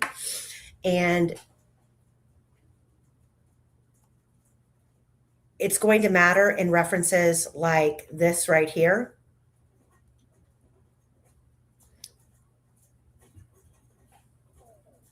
Now remember, we have been picking apart Anna Williams' testimony and Derek German's testimony. Who picked up the girls, where they were taken. Derek German claimed that, what did Derek German claim, Quester? That he picked the girls up, or he picked Libby up from a sleepover? He did, yes. In fact, according to him, he did everything. And then Anna testified and said in her deposition that she went to Monticello to pick up Abby, who was staying at a hotel with her grandpa, and also stopped at Walmart and had her tires fixed. Now I have come across this. Mr. Williams, who is Abby's grandpa, let me take this comment off the screen. Mr. Williams, who is Abby's grandpa, aka Anna's dad, stated to police that Mr. Williams stated that it's not uncommon for him to come down and rent a hotel room for the weekend and spend it with Abigail. Mr. Williams stated they stayed at a hotel and talked about softball, and they even went out and purchased new equipment for her to play. Mr. Williams stated that Abigail did use the computer in the lobby that the hotel has set up for the guests to use. Mr. Williams stated he did not think she used the computer to speak with anyone because he was sitting right there. Mr. Williams stated that she didn't talk about anything different or was acting normal as far as he could tell. Mr. Williams stated it was just a normal weekend for them. Mr. Williams advised that he lives in Grand Rapids and works for a company called Jedco and provided a telephone number if we needed to make sure he was at work on Monday morning. Mr. Williams advised that he dropped Mr. Williams, Anna's dad, Abby's grandpa. Mr. Williams advised that he dropped Abigail off at her residence on Sunday evening and returned to his home in Michigan. Mr. Williams advised his cell phone number was blah, blah, blah. Mr. Williams didn't have any information to help in the investigation. He just wanted to make sure we knew he was with Abigail on the prior weekend. We advised Mr. Williams to hang around the fire department, and if we needed him, we would be in contact. So, are they all liars? Well, I immediately have a problem with that because of the phone data. Right. Abby and Libby were at Riley Park, and Anna collected them from there, took them home, and then took them to the Patties. The geolocations fit with what Anna said. Mm-hmm. The text fit with it. So they're all contradicting each other. And the only one that seems to be telling the truth is Anna. And the reason, and for me, and I think maybe I'm speaking for you too, Quester, for me, the importance of this is it goes back to the credibility of the investigation. When you have three intimate witnesses, and I say intimate because they're close family relatives who were in close contact with either one or both victims within a 12-hour period prior to them going missing, why did law enforcement not clarify, pin down, and get an accurate narrative and timeline leading up to how the girls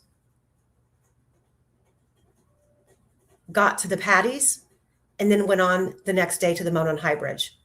It just goes to the credibility of the investigation.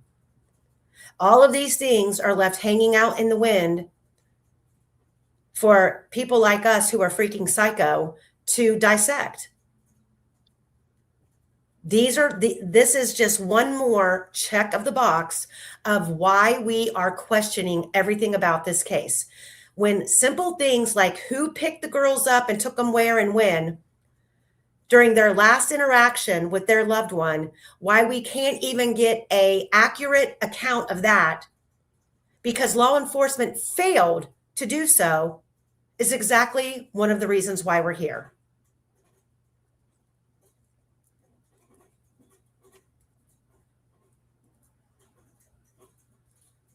So there it is. I think we've gone over everything we wanted to go over today, Quester. I believe so, yes. Hold on.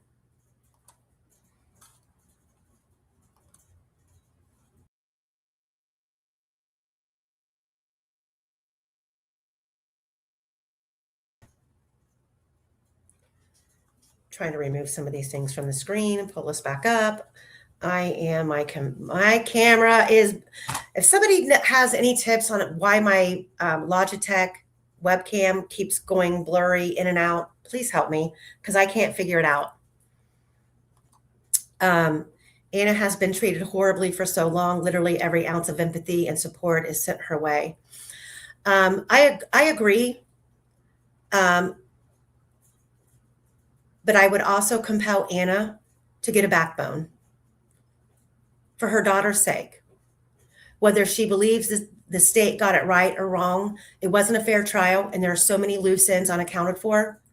I would just beg her to get a backbone and go against the grain and demand the state present all their cards. And that's the best advice I can give. My loyalty lies first and foremost with the girls and them getting justice. 1,000,000%. I want to know what happened to these girls. I want to know how it happened. I want to know why it happened. And then secondary is Rick Allen, his wrongful conviction. Those two things go hand in hand, but overall, my loyalty lies with the girls. Well, we won't get the truth about the girls unless and until Rick Allen is released.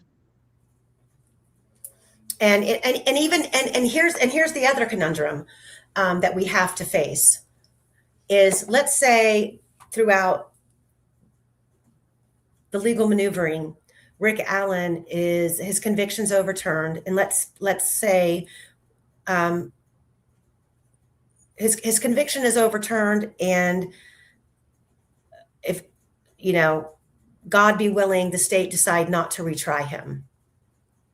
That puts him in one category. Overturning his conviction and having a retrial, or a court deeming him exonerated, is another category. I would like to see him exonerated fully, but going back through all of this, and if we get a new trial, I would like to see Anna or even Carrie be in the forefront of leading the way to get justice for their daughters.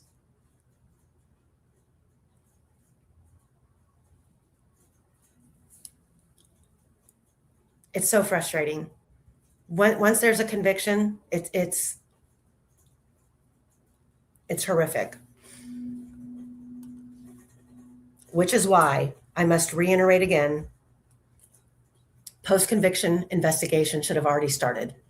You guys see how long it's taken us just to get here through the direct appeal. If Rick doesn't have a willing, able body to represent him, if this direct appeal fails at any level, if he does not have a pro bono attorney, and there's not an Innocence Project who's willing to pick up his case, he is going to sit on a waiting list.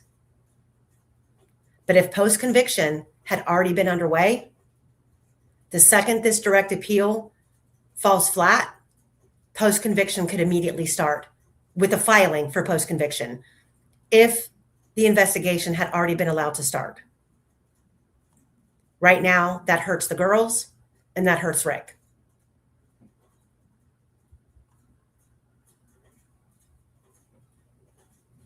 I don't know who D is.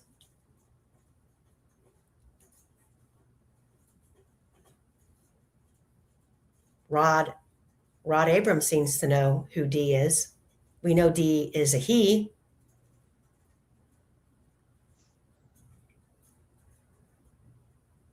So we have a lot coming. We're still digging. We're still fighting. Repetitive or not, for the guilters out there who are watching who think this is bullshit, people are wrongfully convicted all of the time. And it takes people like us to put, public pressure on the state and the courts to keep the case alive. And the more outspoken we are, the more we dig. I mean, even things that we may feel are stupid have to be looked into and checked off the list. Yep. I have Apothos, you're absolutely right. Becky right away blamed Brad Holder. Abby was at her home on the 12th, and Abby was dating Brad Holder's son. Absolutely. They were at Brad Holder's employment that same week. But yet there is no tentacle, no nexus for probable cause, no nexus to bring him in as a third-party suspect. I want to compel everybody in chat to do your due diligence and keep everything in perspective. What we can factually prove versus what we can't, based on the stage that this case is in right now. Now, if we get a new trial, it'll be up to a new defense team to take the case in whatever direction that they want to. We just need to be steadfast in giving them every single piece of information that we possibly can, which will help eliminate them having to dig and figure things out on their own. At least we'll give them a headline. Hey, there's this. They may know where to go into discovery and find what we're saying to be true or false. We're just trying to help create a roadmap to help Rick. That's all that we can do. Hold on, Rizzo. I'm going to have to send it. So, how many of you in chat were aware of Mike Patty having an old vintage car? Nice one, isn't it? Mm-hmm. Nice colour too.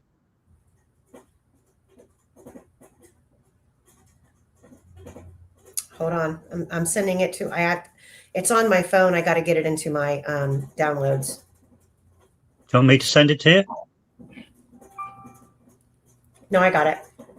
Okay.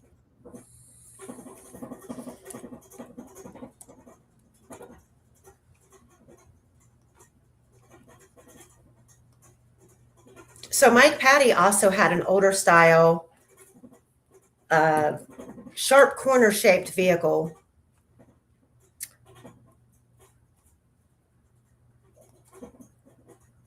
And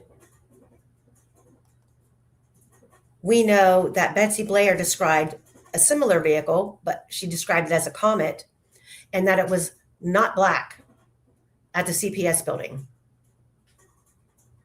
That doesn't show the colour very well, but it's a sort of a dark purple maroon, would you call it?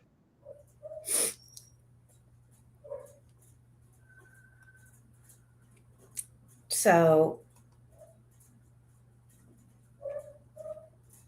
okay, so a lot of people in chat said they've seen it before. Classic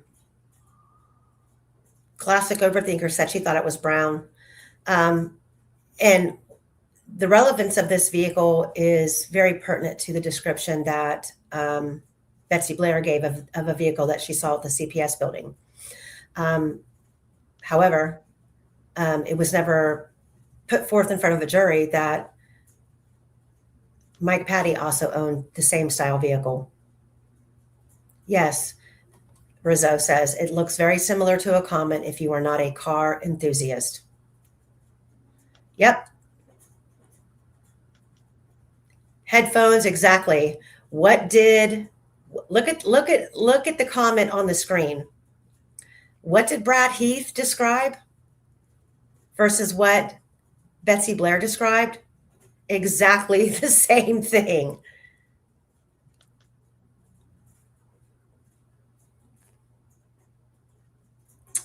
So, and I'm going to also throw out there and recommend too that from here on out, anytime you come across something that is interesting or pertinent to this case on YouTube, download it because shit is disappearing. In fact, if I remember right, that car belongs to Mike, not Derek, doesn't it? Yeah, it's Mike Patty's car. Yeah. Yeah, I've got one that shows the colour nicely. I'll send it to you. Okay. Well, that's all that we've got for today. We've been on here for 3 hours and 20 minutes. As always, we have just a crap ton of stuff to go over. Stay tuned. We'll be back next week, and I will also begin this week to start uploading information about the marathon that I plan on doing, and trying to put together a outline for how that show will go. It'll be an all-day vault marathon, basically going over the 48-hour timeline, which I feel when we put it all together from beginning to end, and hopefully we can have a couple of guest speakers on in between to break up the timeline to talk about other things. And if any of you creators out there want a segment in the marathon, please contact me and let me know. I sent you a picture comparing it to the one Betsy Blair reckons she saw. Okay, I'll pull that up real quick. I have got other pictures, but I'll have to dig them out.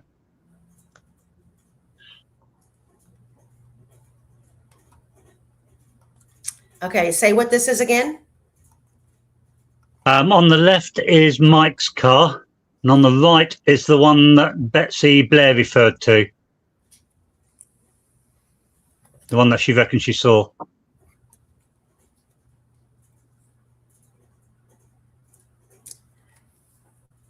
Like Rizzo said, if you're not a car enthusiast, you probably wouldn't know the difference.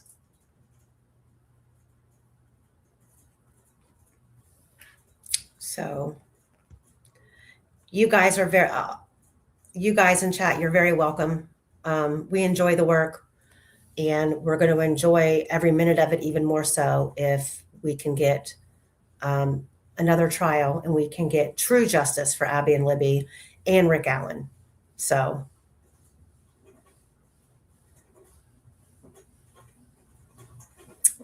anything else to add, Quester, before we go? No, I think that's it for now. Okay. Well, thanks you guys for being here. We love you. We'll see you at some point this week, and stay tuned. Oh, by the way, I started covering another case yesterday out of Wilmer, Alabama. It's a tragic case, and it's very controversial right now. There's a Facebook group that is linked in that live that I did yesterday for that case. Meth, murder, conspiracies, cheating husbands, betrayal of friends. It's all there. So if you haven't listened to that, please go listen to it, because I think this is something that you guys all would love to follow, because you all are critical thinkers and you could absolutely help with researching on the case. So I'm going to ask for you guys, please, to go check out that video and start looking at that case. Yeah, Michelle says, read some of the Facebook. It's crazy. I mean, we have a husband in this case who was completely offshore in Alaska working when his wife and her daughter, her 17-year-old daughter, who was 18 months pregnant, or 8 months pregnant. She's 17. She was 8 months pregnant, and a 12-year-old little boy were murdered in the family home. All of them put in separate rooms, zip tied with their hands behind their back. One was stabbed and then the throat was cut. Another was shot twice in the head, and the third was almost decapitated. And the husband comes home. He's on TV. He's crying. You feel completely horrible for him. And then within a day or two later, he's captured on video in a local bar with a woman. So that case is extremely, it's extremely interesting, and I'm curious to see where it goes. Amy, what was Cody's last name before Harmon? I don't know.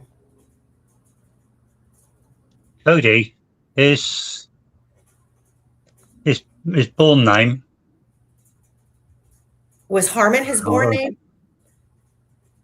No, Hartman, Hartman, Hartman. He was adopted by Mike Patty at the age of 12. And he's actually the biological son of Julie Melvin's sister. Classic overthinker woman says woman, Cody's last name was Harmon before it was Patty. I'm assuming. It's Hartman. His father was Bert Hartman, Hartman. His father's name was Bert. His mother was Brenda. Brenda was a merchant. Well, as soon as I can connect with Julie on a day where she has free, she was going to come on the other day, but she had to work. Julie's got a lot to say, and I think it's probably a good time too for her to revisit the family connection, seeing how people on the Gelter side like to throw her under the bus. Julie Melvin actually has true ties and true knowledge of this case from day one and prior to this case ever happening. So as soon as I can get her on here for an episode for her just to completely cut loose, I know that she's highly pissed off about the fact that she was accused of being the one to make up a rumor, such as the jury during Rick Allen's trial fraternized and cooked out with the bailiff. She was accused of being the one who started that rumor when in fact the actual juror herself on murder shits made that claim public. Julie has a lot to say, and I'm going to give her the platform to say it. It was asked, why was Cody adopted? Well, there were two sons, Mike and Cody. Bert went into prison. Mike went to live with his mother, and Cody, as I say, was adopted when he was 12. I think that Julie can give us some more insight onto how that transpired. I think, if I remember correctly, and I could be wrong, but I'm just going to throw it out there. If I remember correctly, Cody went to stay at the Patties just because of the family connection. And the next thing that Julie's sister knew was they were filing for custody. Yeah. Kind of the same thing that happened with Kelsey and Libby. Yeah, the Patties seem to be child snatchers, for want of a better expression. Correct. Yeah, and in exactly, Candy, and in some of those documents that were presented, and the shit talking that was taking place, Julie's name was the only one that was not redacted, and that was on purpose. So when I can get Julie on here, I'm going to give her the full okay to say what the hell she's got to say. Oh, and for insurance for him because he didn't have any. Well, there's always Medicaid for a mother who doesn't have a job that provides health insurance. And I know that there was a lot of bad blood between Julie's sister and the Patties.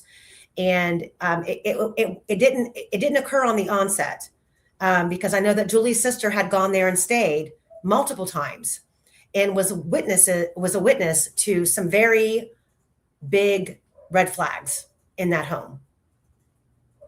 You can chuck in another name, Michaela Hartman, aren't you? Mm-hmm. When you're talking about bad blood. Yep.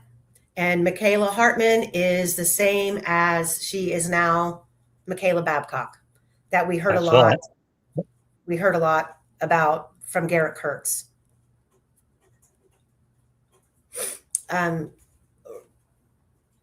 Rizzo is saying, Amy, ? What I miss? Rizzo. Oh, Rizzo says, then what is true? Well, what is Rizzo? Okay. Have you looked over the links I've sent you? Oh, I've looked them over. I'm not fully done. I have to look them over, extract the information, and put it into a format where I can present it. I'm probably going to save all of the results for that for the Delphi Marathon because that will be new information that we're going to discuss, and I want to make sure that I'm accurate, and it's going to take some time. So until next time, guys. Quester, enjoy your Sunday. Well, you're about to go to bed because you're on the other side of the pond. I am. And I'm going to figure out what I'm going to cook for dinner and figure out what I'm going to do tomorrow. I'll probably go live tomorrow, but I'm not sure on what case. So, Quester, if you're available tomorrow, I still have to do part 2 of the Jeffrey McDonald case and the crime scene. It's a members only. It has to be members only because it's graphic. But let me know later on tonight or first thing in the morning if you are available, if you want to join me on going over that. I need to do a part 2 and a part 3 and a part 4. He's another man who claims to be wrongfully convicted. I'm not so sure. That's why I wanted to cover it. It's a decade-old case, but I have the entire case file, and it's extremely interesting how that case was handled. So until then, guys, Rizzo, if I find the interview, I'll let Amy know. Okay, so Rizzo's looking for an interview. Thank you, guys. Thank you, everybody who sends me stuff. I appreciate it. And I love the fact that everybody in our chat is just so adult-like and so mature. And you're all critical thinkers, and we never really have drama in here. Unless someone pokes their head in and rears their ugly head. Other than that, you guys are all a pleasure to present to. I love you all. Quester, thank you. And let me know about tomorrow, okay? Okay, I'll check and see and let you know.